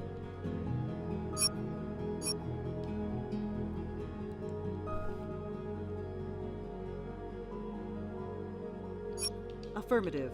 Setting course. Rerouting. Captain, redemption is blown away. We need to search the wreck for clues. Let's first handle these revenants so we can work in peace.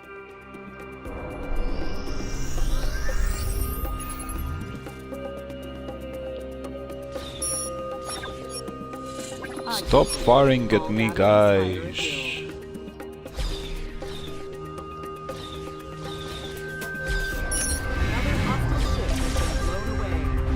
Oh, you're so dead. And you're so dead. And I have to scan you. Okay.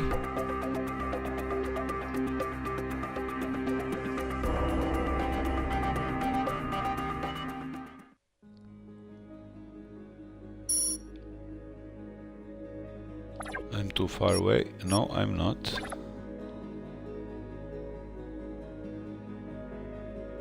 What a pitiful end. Redemption was destroyed by the very same revenants it saved from Rift Space. More interesting is the fact that before its demise, crew succeeded to track down a faint stasis signal here. Someone used extraction technology on this spot a short time before Redemption did, and Archimedes is the only ship with this technology that I'm aware of. Ridley, how can we contact her if she's still near? I have an idea. We'll transmit a distress call using old Gemini League algorithms. Nobody uses those anymore, but it might jog her memory and get her attention. Transmitting now.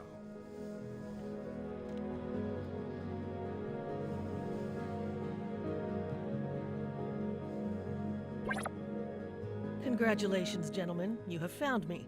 Now, who are you, and what do you want from me? Ridley. Dr. Ridley, I love you've this worked girl. with my father, Gabriel Faulkner.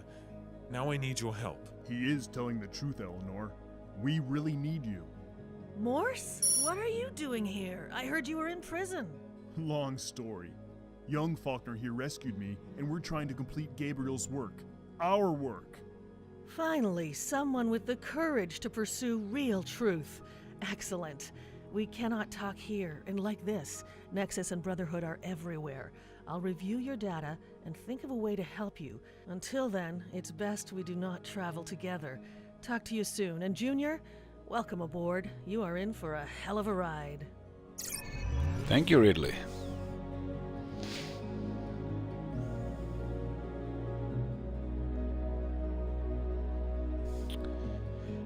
Dutchman, you like the dedication small devs have, the big companies often lack that. Well, let me explain why. It's not that Ubisoft or some other big companies don't give a fuck about their players. They do. I mean, they are doing games. The problem is that hierarchy. The way that those corporations are made. I mean, if you ask me a question, I can just give you the straight, honest answer right now on this Twitch channel. If you did the same to a Ubisoft guy, he cannot do that. He needs to pass on your question to his boss, who will then put an answer for you, put together an answer for you. Then they have to go to his boss to get approval on that. And by the time that they will come back to you, you would already either given up on the game or found an answer on, I don't know, Google. So it's not that they don't care, it's just the way they work. It's corporation, and we are a small team. We are more like a family. Hey Buga, oh dear, I have to spell this name again. Bayagadodzio, or something like that. I sound like a Bulgarian terrorist. In this game, is it possible to play on some light ship with more active dogfights without any discomfort? Well, yes, it actually is. Was found, things started to come together. Her ship, the Archimedes, equipped with the latest technology advancements and modified beyond belief, was able to see and hear more than any other vessel in my father's fleet. Cloaking device, secondary shields, and still experimental jump drive system allowed Dr. Ridley to delve further into Faulkner's suspicions.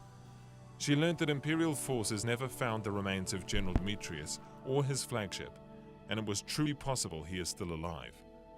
Also, her experience with stasis technology enabled her to track down the Brotherhood, at least to some extent. Ridley knew positively that the Brotherhood is hostile to the Empire, and in fact they were at war even before both came to Gemini. After arrival in this system, the mysterious Brotherhood went underground and stayed off the radar most of the time. On the rare occasions they did appear, it was either to attack Imperial ships or raid science expeditions, either for technology or equipment. Indeed, only two things seemed to interest them: harassing the Empire and collecting advanced technology. Coincidence or not, the majority of Brotherhood raids took place in the areas adjacent to Imperial borders or that of the Aeolian Pact, most notably in the vicinity of Lens. Interestingly, according to Dr. Ridley, the true purpose of Lens and its possible hidden meaning was at the core of my father's investigation. Data cores we've collected are likely to contain findings about just that, but deciphering the data could take some effort. Ridley thinks it's possible, but she needs help from her colleagues in Hub. Hey Gunsta TV, thank you for coming to the stream, and thank you for showing your support, but please do some research prior to buying the game. I mean, space games are pretty complex. Elite is complex, Star Citizen will be complex, Eve Valkyrie will be complex, EVE Online is one of the most complex games I have ever saw and played. So space games are not for everyone. I'm not sure. Please do some research prior to buying. On Steam, I would just tell you to go with it, buy the game, and if you don't like it, to refund it. Since there are no refunds on Xbox Store, please watch some YouTube videos. I mean, there are plenty of them. The game is out for more than a year now on PC, so there are tons of the gameplay videos, let's play videos, reviews, stuff like that. We are a dedicated team, but if you buy the game and you don't like the game in, I don't know, 3 days, I do not have any way to refund you or to lower your disappointment or anything. I mean, it doesn't mean that you will be disappointed. Maybe this is your kind of things and you will enjoy it. I mean, we have people in the PC community that are playing like, have like 2,000 or more than 2,000 hours in the game, so... Yes, you play X2, X3 lots. Well, this game, Starpoint Gemini, is not an X game, so it's not basically you don't build your empire, you do not build a giant fleet. Of course, in X2 and X3 and even X Rebirth, the combat is not as tactical as in SPG2. But on the other hand, our economy is not as in-depth as in X series. So basically, every game has its ups and downs and cons and pros. I played Terran Conflict, I played Albion Prelude, I played Rebirth, EVE Online. I mean, I think I played every bloody space games that was made ever, since original Elite back in '96 to Wing Commander on my Amiga 1200. Well, you can do whatever you want. For exploration, you can explore. So basically, what you can see here now, I will zoom out. This is the map of Gemini universe. Some people are seeing this for the third time today, so basically I'm sorry. But this is the map, so it's pretty big. There are many things to explore, many things to do, bounties to hunt down, ships to buy. You can actually collect every ship in game, either through purchase or capturing and store it into your hangar. So yes, you can explore, and you can even avoid fights if you want. I mean, if you go full speed, nobody can catch you. And yes, you can both explore and you can trade. But as I said, although the prices are fluctuating and you can earn profits by buying low, selling high, it's not as in-depth, in all honesty, it's not as in-depth as in X-Series. But yes, as I said, maybe do some more research or anything and then decide for yourself if this is something you would like. And please come to starpointgemini.com/forum and register there, and if you will have any questions, do not hesitate to ask, because we are basically living on forums, me specifically, and I will try to answer all questions you might have.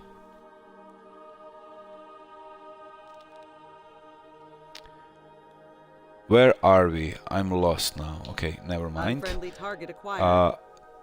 Travel to God's Wrath. This nebula is scary. Really scary. Artifact Vault. Well, we can loot Artifact Vault since it's so close. Sensors are picking up hostiles in the vicinity. If you like to explore and trade, you can avoid fighting most of the time. I mean, as I said, there are plenty of ways to travel through Gemini. You can escape by riftways, you can put all your power to engines, energy to engines, and go to power to engines mode. You can use stuff like T-drives to escape quickly, speed boosters to escape quickly. So if you get in some kind of the fight, you can still run away.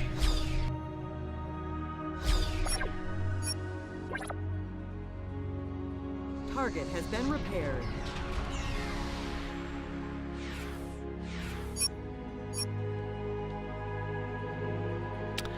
Okay, so we now have to go all the way down there. Well, let's go to Planet Builder just by using closest T-gate. Transferring all available power to engines.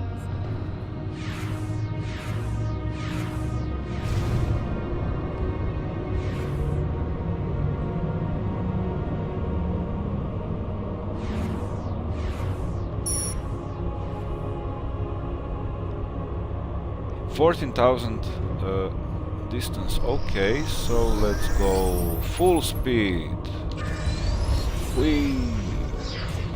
Sensors are picking up an enemy structure. Unfriendly target acquired. I don't give a damn about enemy structures. Monitoring comm frequencies revealed new available missions. This area is expected to be very hostile. And Gunsta TV, one more thing. If you are interested in X games, you can check our next project that will be Starpoint Gemini Warlords.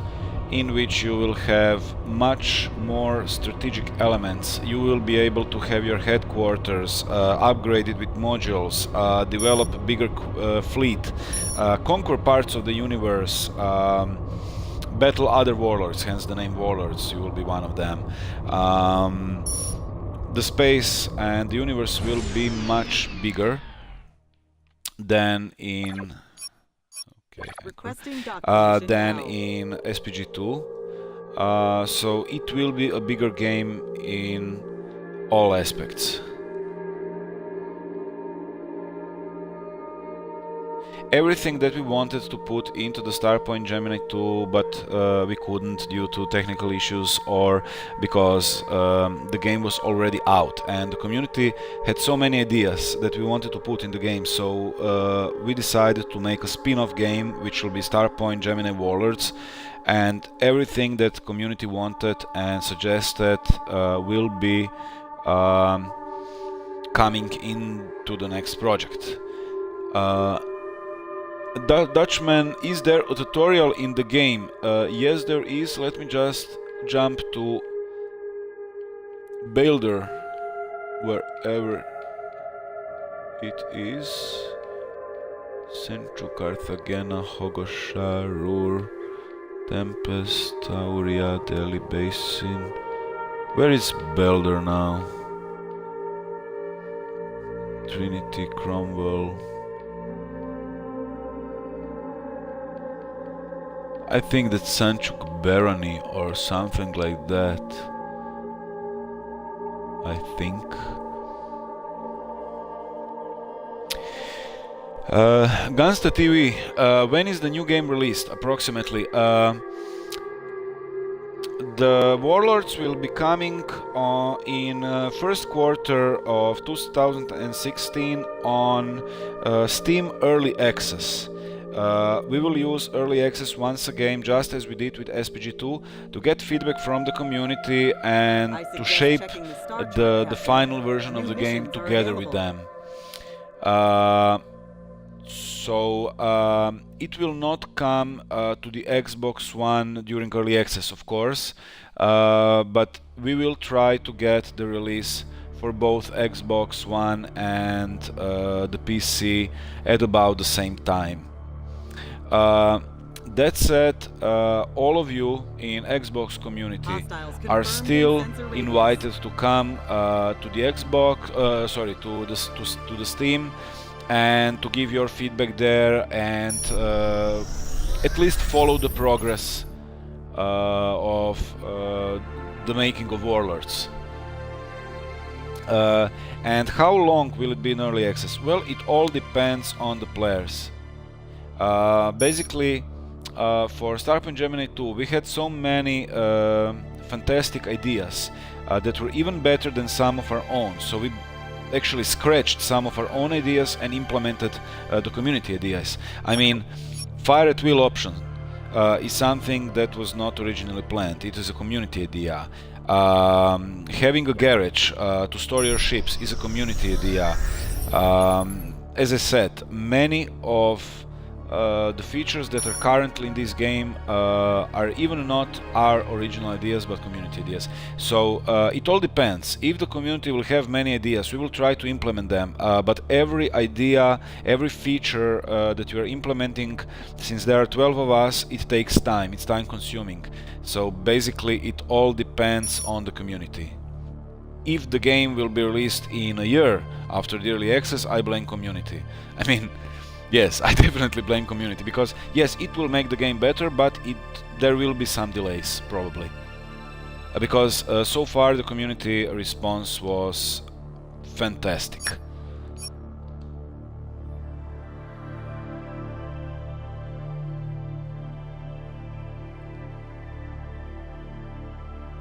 Oh yeah, I had to go to the Barony. Okay. Where is Barony? Barony.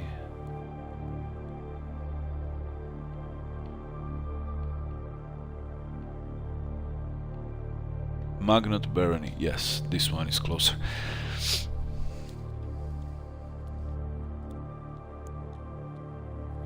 And yes, to Dutchman, I missed the question. Is there a tutorial in the game? Yes, there is. I will show it to you now. Communications report heavy long-range The chatter. difference between Munitions PC are version available. and the Xbox version is that you have help here. So on the main menu you have tutorials. On PC version we had pop-up tutorials that would accompany you through the first few missions of the game, showing you basics of combat and stuff like that.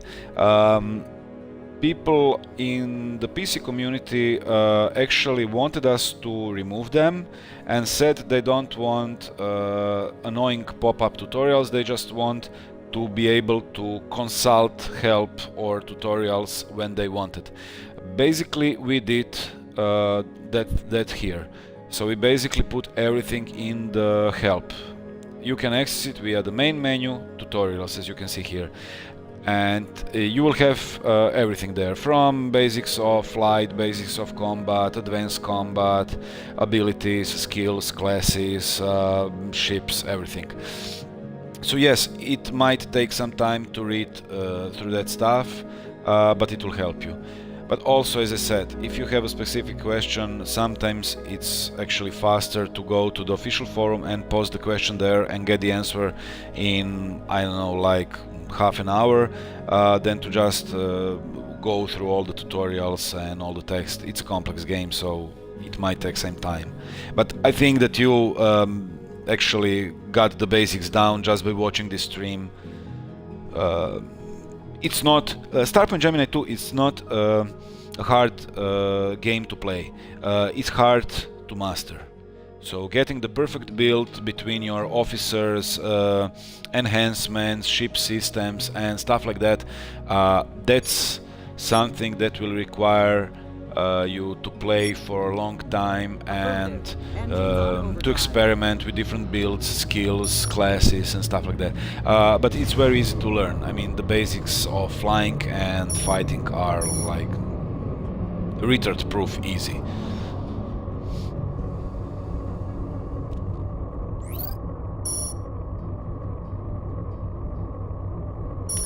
And this is Planet Builder. Yes, sir. Acquiring new coordinates. Well, Dutchman, I don't know. Some people, I think, if I remember correctly, Starpoint Gemini, original Starpoint Gemini, had tutorial similar to this one. And the people enraged because they wanted tutorials to slowly walk them, hold their hand in the first few missions, and after they wanted that, we implemented that in SPG2, and then people were unsatisfied. Why do we have pop-up tutorials? Well, when you didn't like that. Now you have them and you don't like them. And I was reading Xbox version, SPG2 Xbox version review yesterday, and one of the cons were that there were no tutorials. That was actually not true. The tutorials are here, but you have to go to them and consult them. So I don't know. Actually, we got a lowered score on this game because we don't have tutorials, and that's crap because the tutorials are here. I mean, I wrote most of them. I spent hours writing those tutorials, trying to make them as easy to comprehend as possible for a new player. Anchoring protocols initiated. Okay, anchor. Yes, we need more ammo. This ship is pimped like a boss currently.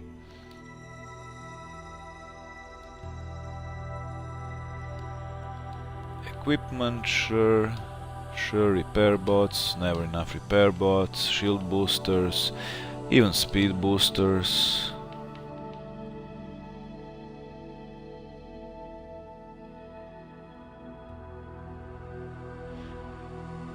Gunsta TV, where am I from? My accent is fantastic, you sound like a Bond villain, could listen to your accent for hours. LOL, yes, right. We were on SNL podcast with Joe a few days ago, and he said that we sound, both me and Mario, who is CEO of the company, we had an interview with him, and he said that we sound like Bulgarian terrorists locked in a basement. Okay, that basement part was due to our crappy microphones on PC. Actually, this Xbox headset is quite nice. We are from Croatia. The whole LGM team is located in Croatia in Europe.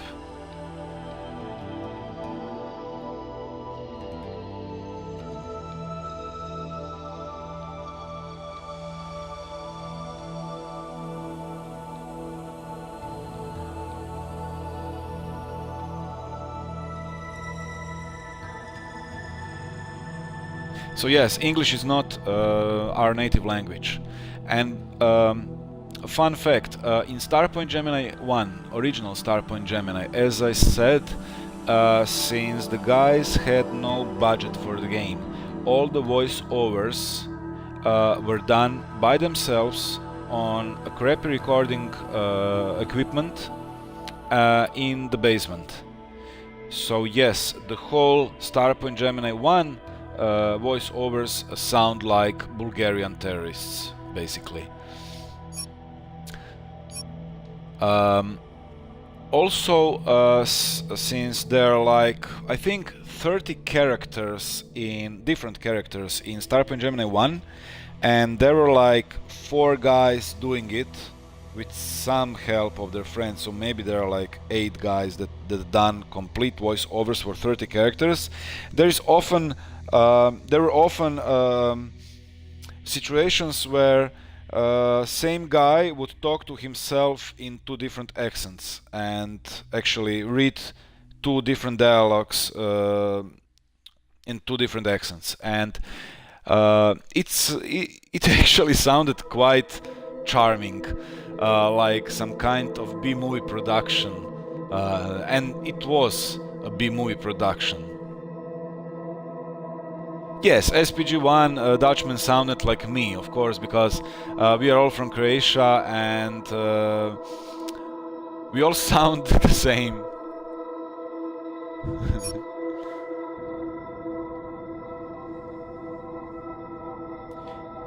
Okay, if you ever watched Voyagers, this is something I really love to do. In that opening scene of Voyager,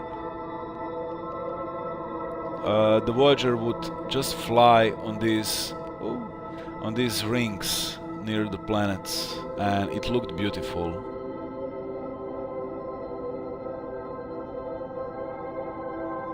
Yay!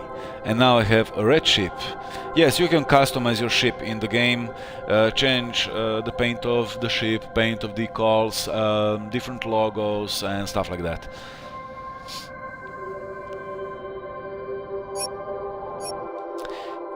So where are we? Our mission is right here. Sure. New waypoint confirmed. Let's continue. Executing PTE protocols.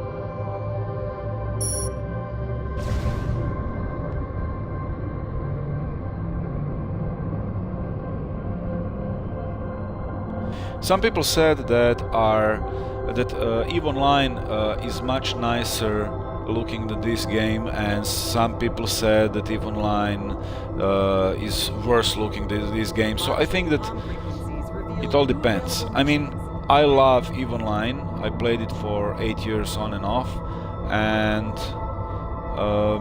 it looks cool, but those skyboxes are different. They're just different.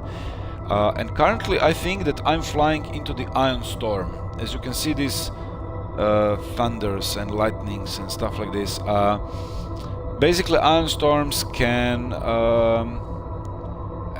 those are the global events, and they can occur anywhere. And now we will start losing shields, I think. We are now flying through hostile territory. Yes, as you can see, we are losing shields, and we are losing them rapidly. So I will use the shield booster to compensate.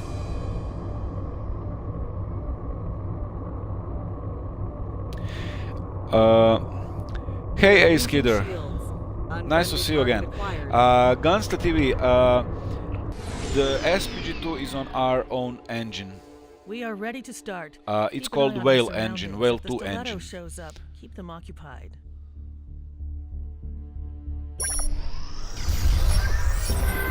Engaging automated protocol. All weapons on auto mode. Warning. Shield collapse.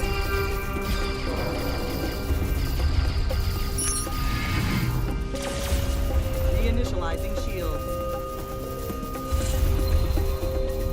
Enemy ship destroyed.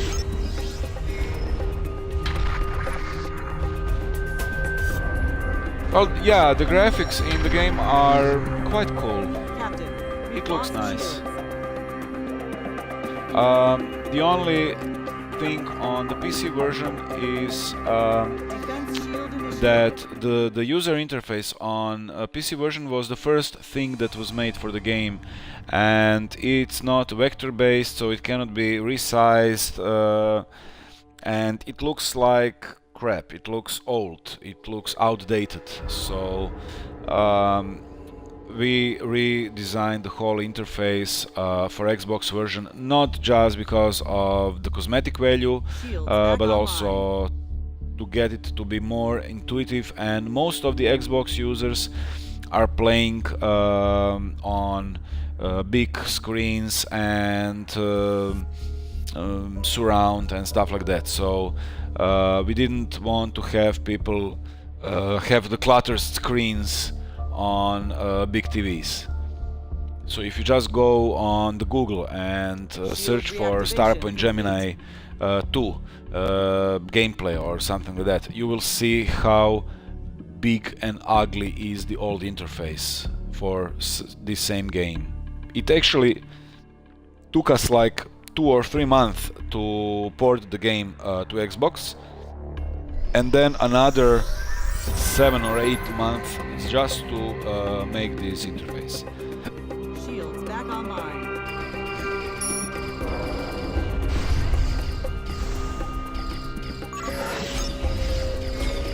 Enemy down.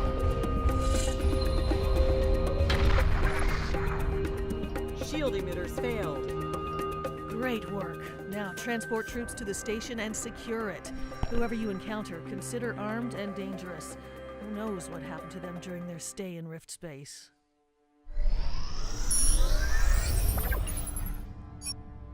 It's all yours. How about their protocol now? No worries, we're on it, but you have to give me some time.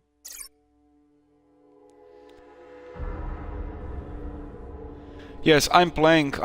You have 55-inch. Yes, and if you Google for the Starpoint Gemini gameplay video or I don't know screenshot, you will see that the screen is cluttered. And since you cannot resize it or rescale the user interface, it would be ugly to play with that interface on the screen. I'm playing on 50-inch plasma and with 5.1 DTS surround. I mean Dolby/DTS. It's Logitech 5.1 Z5500 digital set. And yes, Dutchman, so you basically have the same configuration as me, 50-inch plasma and 5.1 surround. So at least the screen on this version is not cluttered, and that was something that we wanted to do. We wanted to remove as much elements on the screen as you can. So basically, when your ship is damaged, you will have that pointers on power and hull and stuff like that. But when you're not using them or your ship is at full health, it will just fade away, not to clutter the screen unnecessarily.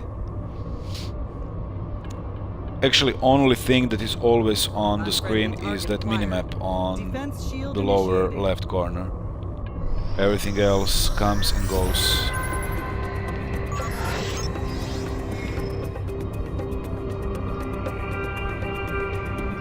We should check the star chart. New missions are available. This area is expected to be very hostile. If you revert energy from engines or weapons to shields, they will also recharge faster, of course.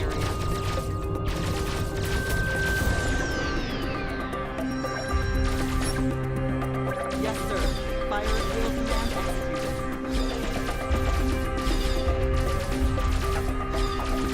This guy really wants to die, so I will help him.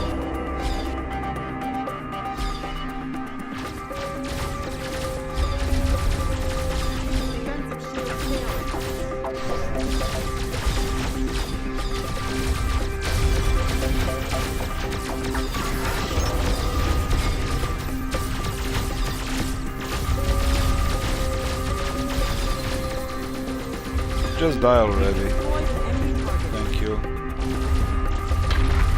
where's the other one? Okay, not one.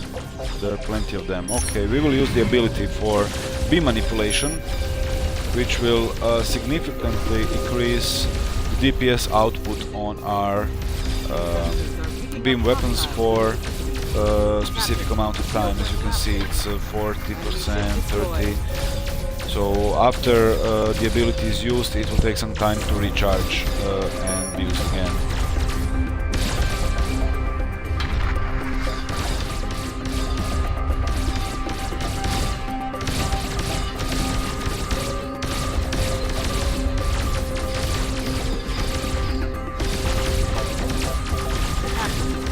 So you have to position your ship during the fights because now they're draining our shield, and to be able to save one side of the ship and give it time to recharge the shields, you'll have to turn the ship around. And it will become more important in the later stages of the game, where you will have more epic fights with more enemies on each side, and some will drain your shields faster, some will drain them slower, and basically you will need to watch and manage your shields and your tactics in real time. Enemy down.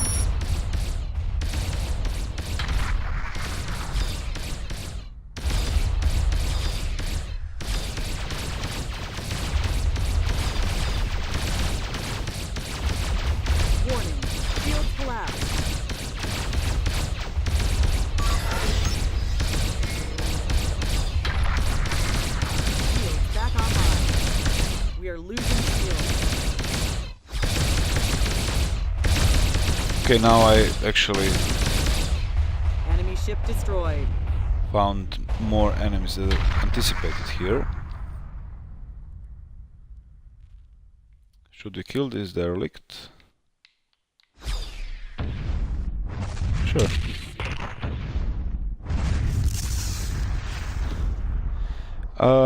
Dutchman, you like the way shields are displayed during combat? Well, yes, this is something that some people wanted, some people didn't want. You can never please anyone, everybody. Some people wanted them gone. Some people like them because they just appear when you're in combat or when you manually hold that little button. Side mission available. Okay. Sensors are picking up hostiles in the vicinity. It also shows you the power on each side of your turrets. It shows you the damage you're receiving, and I'm talking instead of fighting. All batteries fire at will.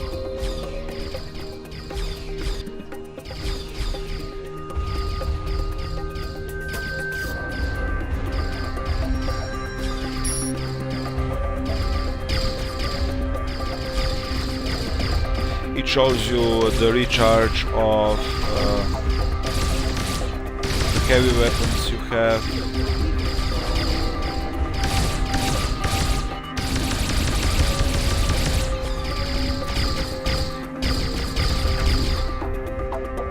actually all these ships are deadly, and I should have problems with killing them. But since this ship is pimped beyond reason, it's actually going quite easy. Affirmative. Setting course. Executing PTE protocols.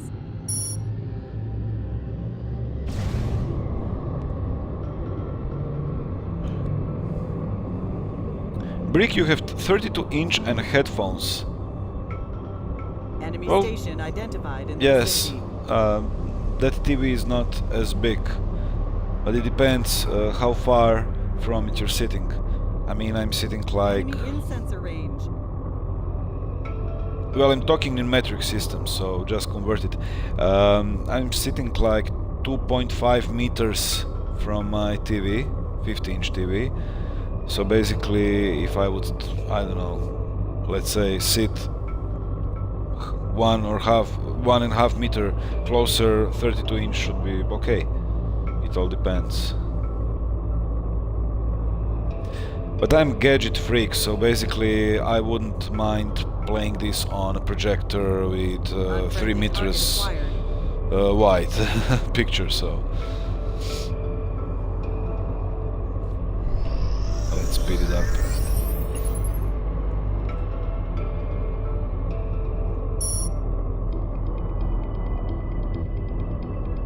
Monitoring comm frequencies reveals new available nutrients.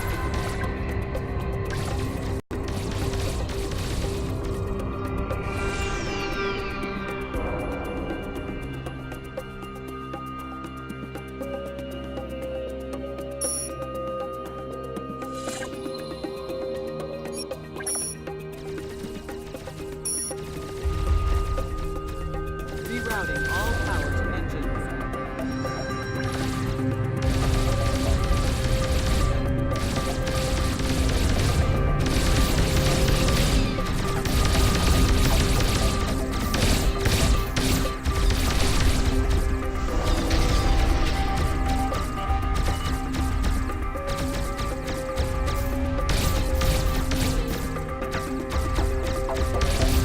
Shield status critical.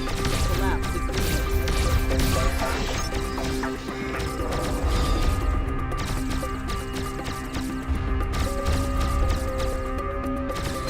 And of course, don't forget to put the energy back to weapons when you're fighting. Enemy down. This one is trivial. Well, if it's trivial, let's just Skateboarding protocols. capture him.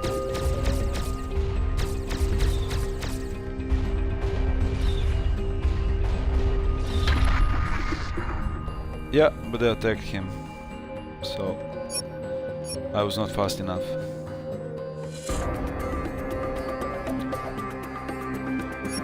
New waypoint confirmed. Yes, Dutchman. Engines on overdrive. You can zoom in and out with D-pad up and down. This is max zoom in on the ship, and this is max zoom out. So basically, when you're fighting, you should maybe be a bit closer than this. Course adjusted. But yes, you can zoom out pretty far and come pretty close if you wanna take a screenshot of your ship or turn it around and watch the details on the model.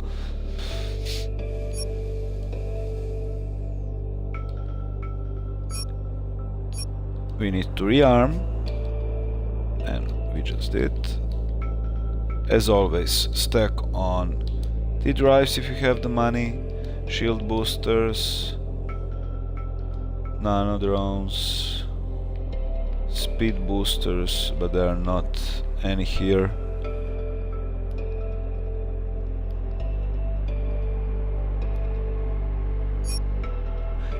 And yes, let's save the game, and I will try to see if I have a prerequisite for the next ship that I have stored in the hangar.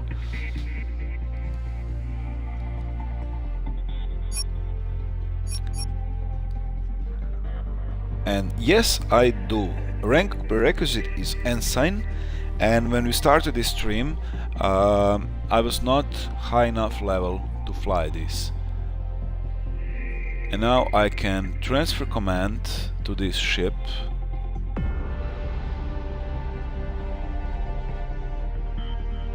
And now we can go to loadout.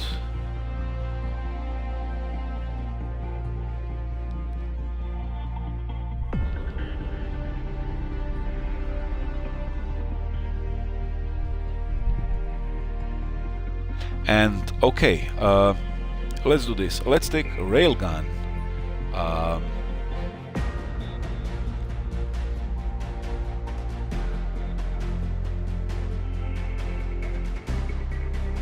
Not many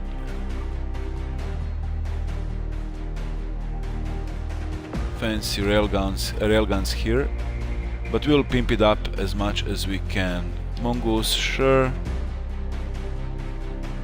And as you can see, we have fighters here.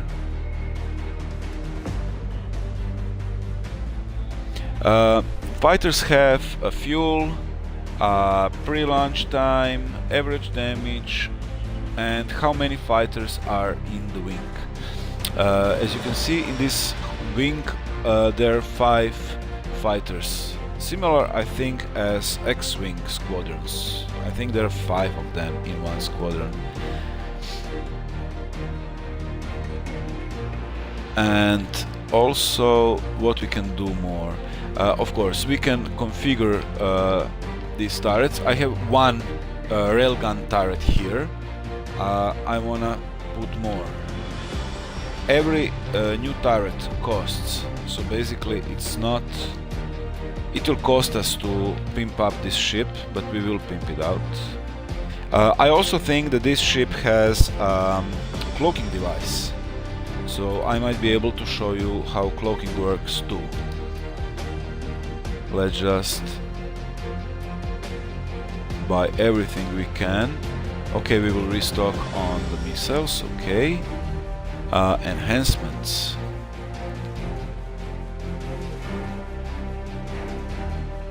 Light weapon accuracy, shield damage, additional EMP damage, blah blah blah. Battery energy, rate of fire, light weapon. Well, okay. We will try to put chroma 3 on everything. Chroma 3. Now on this one, Kronos should give hull damage, sure. Weapon range, sure. Additional EMP damage, sure.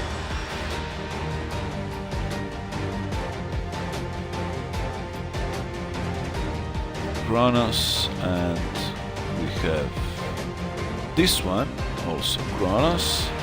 I mean, I'm spending like crazy now, but I don't give a damn. I wanna just pimp the ship out, as much as I can. Now we have hangar, and hangar refuel speed, fighter HP and soak, sure. Fighter damage, fuel efficiency.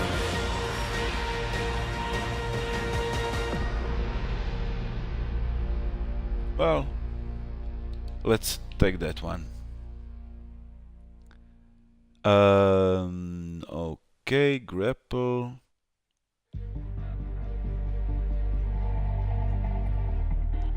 Well, yes, I think it's running in 1080p.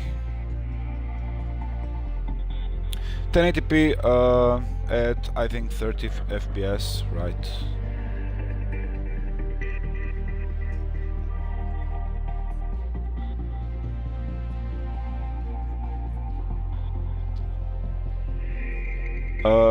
Bayaga fighters.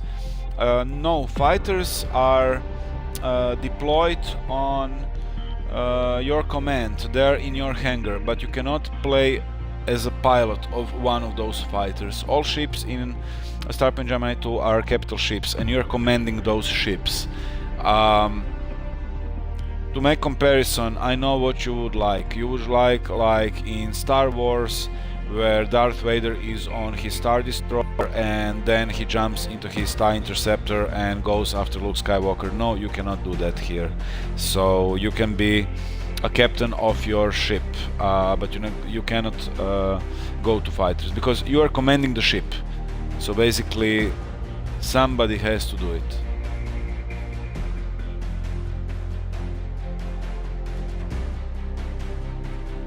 Okay, I won't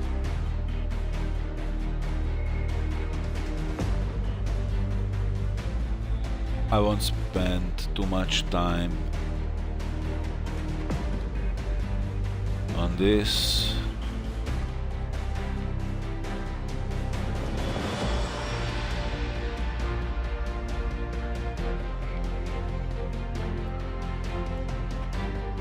Since I'm just putting both the enhancements and other stuff, not actually thinking about what I'm putting and where, this ship won't be as pimped up as my Abea was, because I was carefully choosing the enhancements and weapons there,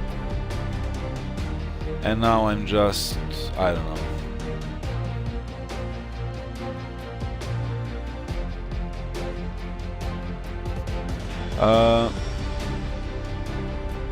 Gunsta loved Freelancer. Yes, it was one of the inspirations for this game, but we did not want to just make a new Freelancer, and basically we couldn't, because we are a small team and Freelancer is a AAA project and we are not even trying to compete with Freelancer would be stupid. But I think that we are offering something different than Freelancer, so... Okay, all enhancements are here. Equipment, yes, we bought it already. And we have to rearm all, repair hull, rearm rockets, and we are ready to leave this station.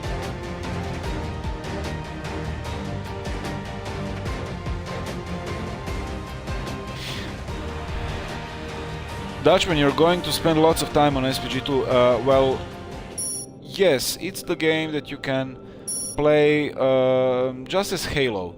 You can play that game, then leave it for some time, then come back to it.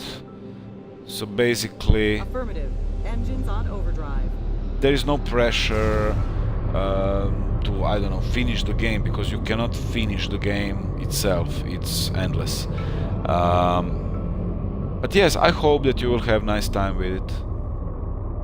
I mean, that sense of accomplishment, feeling of accomplishment when you get the money for the next ship, and when you start flying and see the difference on the new ship, that's excellent. Gunsta TV, you're an ex-game developer. Why X? I kinda thought that that's, I don't know, something that I wanna do for the rest of my life.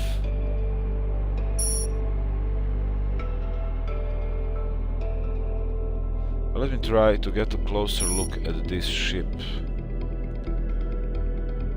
So this is basically Hydra, and it looks cool. Yes, sir. Engine set to maximum power.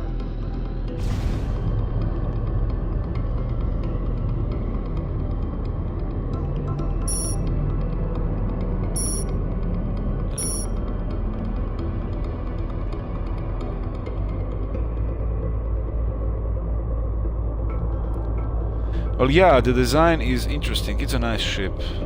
I mean, it's not my favorite ship, but it looks cool. And it has fighters. So how do fighters work? Basically, you have a context menu and you have launch fighters option.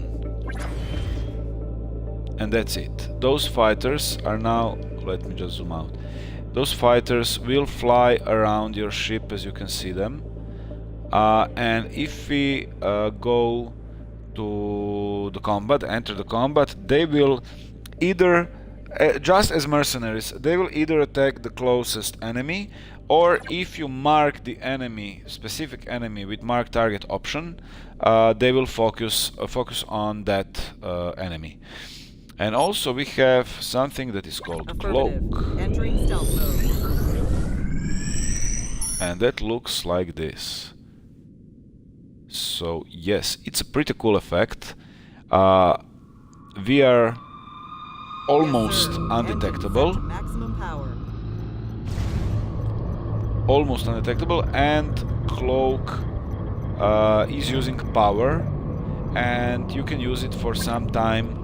As you can see on that power bar under the health bar, which is slowly draining, you can use the cloak for a specific amount of time. After that it will need to recharge again. And Shindit Call, can you own more than one ship? Brick, I think 5 in garage at a time. Not true. You can have all 75 ships in the garage. Most of them can be purchased. Some of them cannot, and you have to find them and capture them to collect them all. But yes, you can collect all the ships and have all of them at the same time in the garage.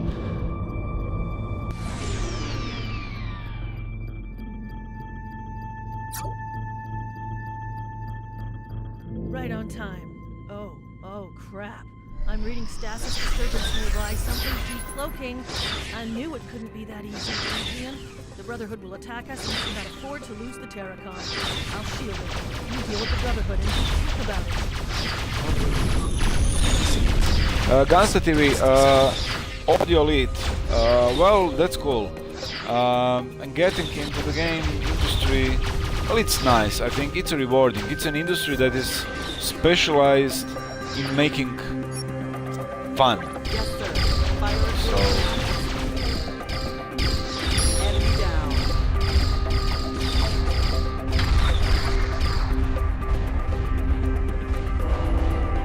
This is Sanctuary Defense Force. You are in violation of Sanctuary Peacekeeping Act. Hostilities within Sanctuary borders will not be Buyaga, I tolerated. appreciate that this game is different, but just can't find some dynamic fights as in Freelancer. Just doesn't feel Irrelevant. fast actions Any fighting properly in in the another region is Cosmic against games, the too long law. written. You can't sell it Well, to- the idea was not It's to over copy now. No more Freelancer Good. and make a Consider this your Freelancer, last which warning. was a AAA project available in, I don't know, some indie game for half the can we go price.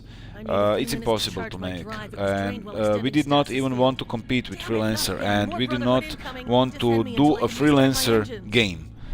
So it was kind of the inspiration, but it was not something that we tried to copy. And I don't know. You have been warned. Repeated violation of our laws is punishable by death. Chinit Call, will there be like arranged huge ship battles? In the campaign mode there will be bigger and smaller weapons. It all depends. There will be missions with more and less ships. I won't spoil the story for you. So there will be missions with bigger batches of enemies and bigger fights. As you can see, my fighters are flying around the enemy and are attacking him. Destroy.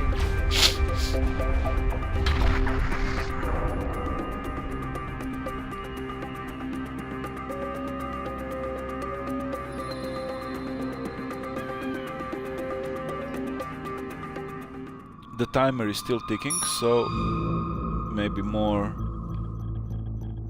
enemies will come, but I have to protect Ridley from the enemies. As you can see, this ship, as bigger they get, they will be a bit slower on turning and stuff like that, so It's like, I don't know, Star Trek Enterprise or Voyager or stuff like that. Back online. Let's get the hell away from here. Yes, Ridley, let's get the hell away from here. Like here. New waypoint confirmed. Executing PTE protocol. Gunsta TV, thank you, bye, and thank you for watching and tuning in. As I said, if you will have any more questions, please visit official forum or come to the next stream and ask your questions. Or of course visit the game hub and maybe there will be people who can answer there, or you will find your answer there. That's it. We're out. Contact me when you're ready to proceed. I'm off to get repaired. Dutchman, you was a software dev for a big company, made a discovery that was patented, so now you're financially independent. Well, that's cool. That's really cool, and congratulations for your patent.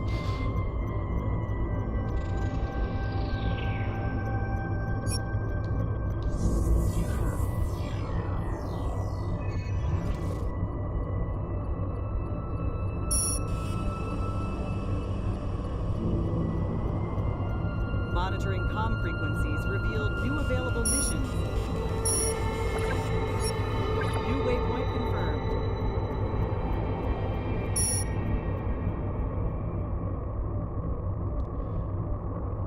Hey Romic, what country is your company based in? We're based in Croatia, in Europe.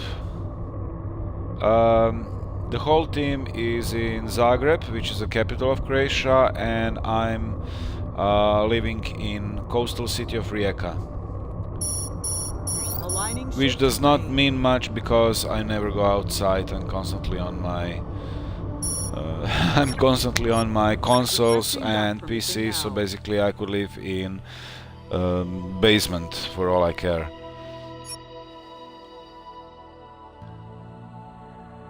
Oh yeah, now we have 90 troopers. And also we should reset both our skills and our perks. Why? Because now I have I think I have railguns, and with railguns it doesn't help to have spect beam manipulation. So this is railgun, this is railgun, so yes, all are railguns. So let's just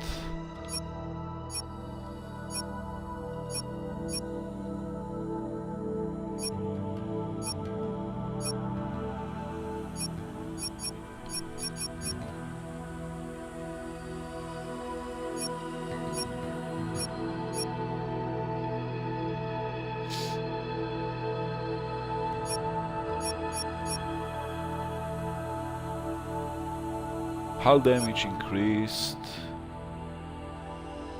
fire more shells. Well, that's cool.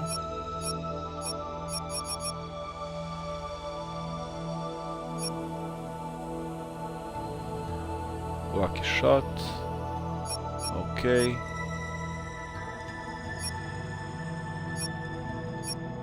And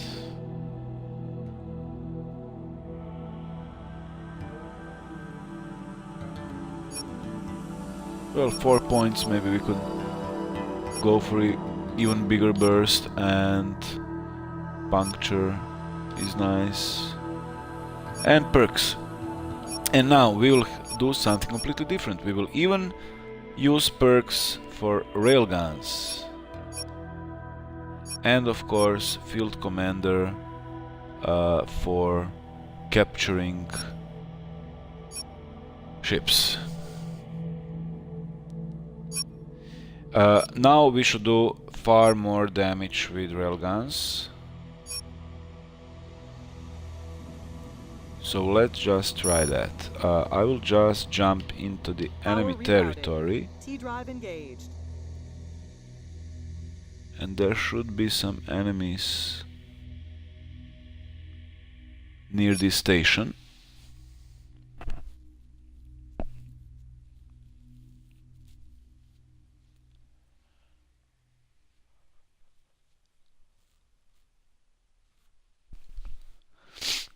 frequencies are busy. New missions are offered. Another Enemy iron station storm. identified So in when you see vicinity. this, Unfriendly target acquired. this lightning nebulas, try to avoid them. Those are global events. They're called iron storms, and they're draining your shields, and they can kill you pretty fast, especially in lower level ships. And there are some Transferring enemies all to kill. available power to engines. And I will even risk it and put like 90% of energy into the weapons and only 10% into the shields. Hostiles confirmed in sensor radius. And now we will see what a railgun can do.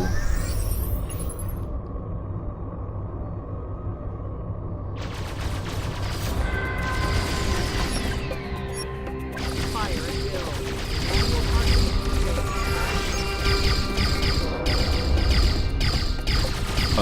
So, okay, sure, let's put fighters out. Let's mark this target. Where is he?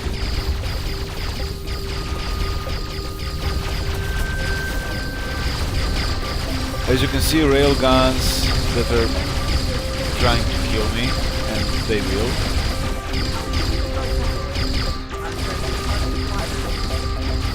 Target eliminated.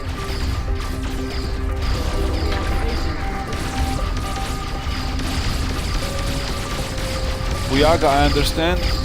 That doesn't mean to copy this game, just fights and don't copy. Just search for similar feelings, but find most coding games too slow in fights. It's just, in my humble opinion, and I'm dying while I'm reading this thing.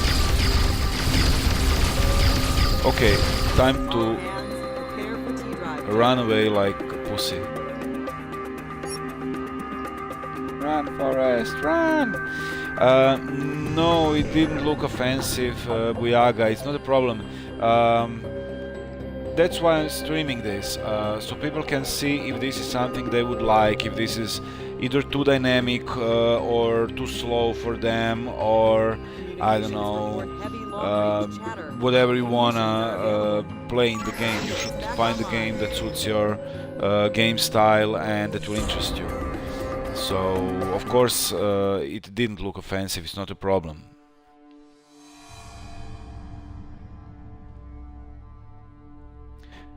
Hey Slayer, thank you for your support. As I said before to some other people, please do a research. The game is out for PC for more than a year now. Do some research and be sure that you want this game, because I would hate if you compulsively buy the game just based on this one stream and then get disappointed because it's not something that you imagine it will be. I mean, yes, streams are a cool way to show the game and the game mechanics and I don't know, the map and the sheer size of it all, but it doesn't mean that it is a game for you. Maybe it is, maybe it isn't. So try to spend some more time researching on the internet before buying it. I mean, I know it's Christmas time soon, but there will be many games on the market, so be sure that this is the one that you actually wanna play.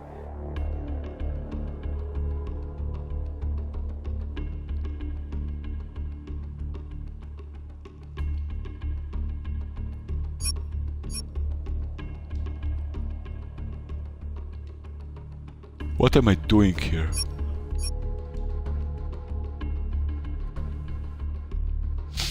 Yeah, I wanted to anchor on this Engines thing. on overdrive.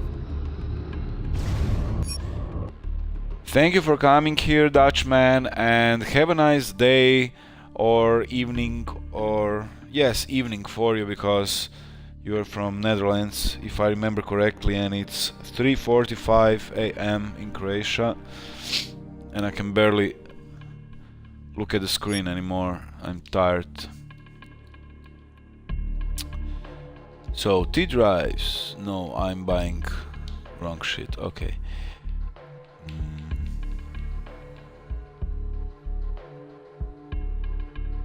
Of course, there are many different equipment in the game. You basically saw just the one I bought, and those are usually repair stuff or shield booster stuff, speed boosters. But you have stuff like Seth, which is a deployable turret, like, I don't know, I'm not sure if there was one in Call of Duty, but it was in some first-person shooter games where you can deploy your turret that will... Team Fortress 2, I think, yes. So basically Seth will be deployed outside of your ship, it will shoot at the enemies and it will stay there for some time, then it will despawn. You have Atlas defense system which will stop missile that is coming for you. It will actually just pull it on itself. PT disruptor, which enemies like to use on you and bring you out of PTE. Disrupt it for like, I think 15 or 20 seconds. So you will have to stay and fight or just start running again.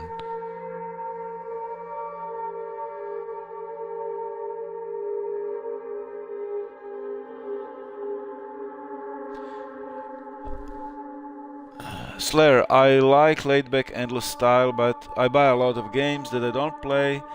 Okay, well, if this is not the last, I don't know, $35 you have, then by all means buy it. I mean, you saw what the game looks like. If it will give you, like, I don't know, even if it gives you like 30 hours that you will need for finishing the campaign mode, I think it will be like $1 per hour or even less. Considering that there are people that have like 1,000 or 2,000 games hours in the game in PC community, I think it's worth the money, but it all depends. If you're a Call of Duty lover, then the space game is not worth your money. I don't know that Call of Duty is not worth my money, so basically it all depends on what you want to play. But anyway, thank you for your support and thank you for coming here.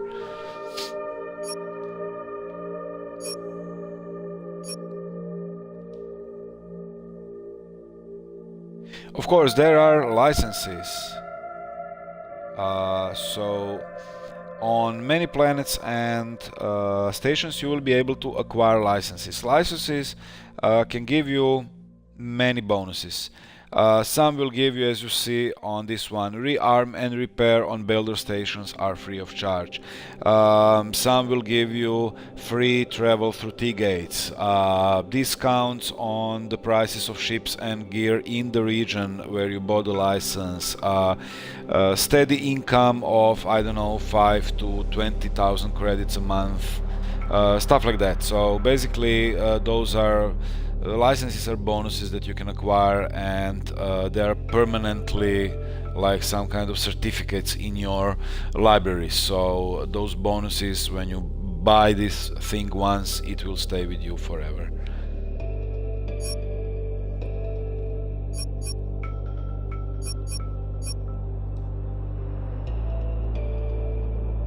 Also for traders, news are a nice thing, because you can see what commodities are trending up or down, and find stuff that you can sell or buy easier for a bigger profit.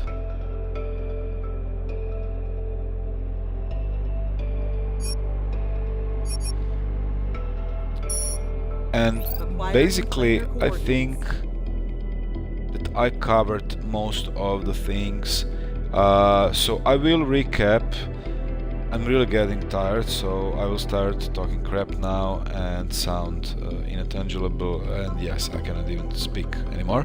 But anyway, to recap today, for people who joined later, this is a third-person open space game. You're free to choose whatever you want to do. You have free roam and campaign modes. The difference being that in campaign mode you have a storyline, and still you can free roam just like in free roam mode as much as you want. what else? There are 75 ships in Starpoint Gemini, to different ship classes and different sizes and even purposes. So there are freightliners, cruisers, corvettes, destroyers, dreadnoughts, stuff like that. People who ask if there is a tutorial, yes, there is under menu tutorials. You can always access it here, and after the feedback of the community on Steam, we decided it's better to put the tutorials all in one place than spam people with tutorial pop-ups at the beginning of the game. Also, you can use on this ship, you can use cloak device. Yes, sir. Engaging cloak. And become invisible to enemies, like this. You can have fighter squads that you can deploy that will fly around your ship and help you kill the enemies. Blah blah blah. Raptor, got to go, but thank you for streaming, and tell the rest of your team. I will pass it on them. Thank you, and thank you for joining in the stream. There will be more streams, and I think that we will try to make some kind of a giveaway before Christmas. I'm not sure if it will be live on stream or on our Facebook page or Twitter, but I will give you the detail on the Game Hub and Twitter and Facebook before it, and when we decide which way we will do that giveaway. So basically stay tuned, check the Game Hub often, and of course enjoy the game.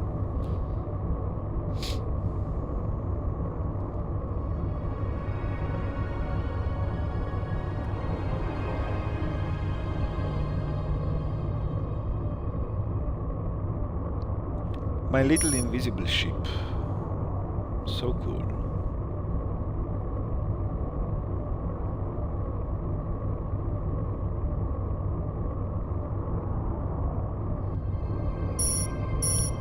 Okay, let's speed this up. Actually, I think that I will continue this mission in the next stream when I will be higher level and it will be easier to get it. So let's just, I don't know, come closer and anchor there. And also we can use speed boosters and speed to engines, power to engines, of course.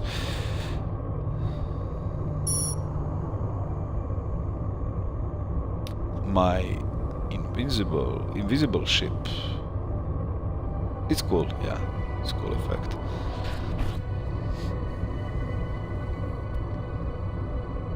Anyway, guys, I will crash now. Damn. I will slowly finish this stream now. Thank you all for coming. Please stay tuned, follow the channel. There will be more streams, there will be some kind, as I said, giveaways. So I won't stream for the next few days because I feel that it's better when I spend a few days grinding money and stuff, and then on live stream that I can show you something new, show you, like, I don't know, map, new ships, new gear, new features like cloaking device and fighters, rather than just streaming every day and just doing, I don't know, grinding of the money and stuff like that. Buyaga, thank you. I will pass all your kind words to the team. Some of them are probably even watching this now, so I had fun. I always have fun when streaming because, I don't know, I like it. Oh, and this is cool. For 50,000 credits, I can get a license that will give me 5,000 credits per month. So in 10 months, it will be paid off. And yes, I will buy this because we have money. Actually, it's like some kind of stock market or stock ownership that will give you steady income. For those who were asking, this is hangar and you can have as many ships here as you want. All of them.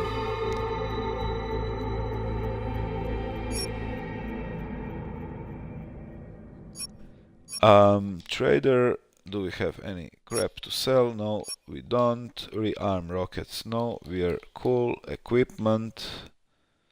Well, why not? Why not? Speed booster, sure.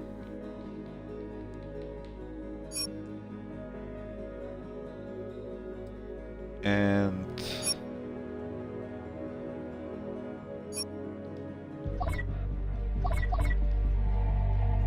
I will save that under backup.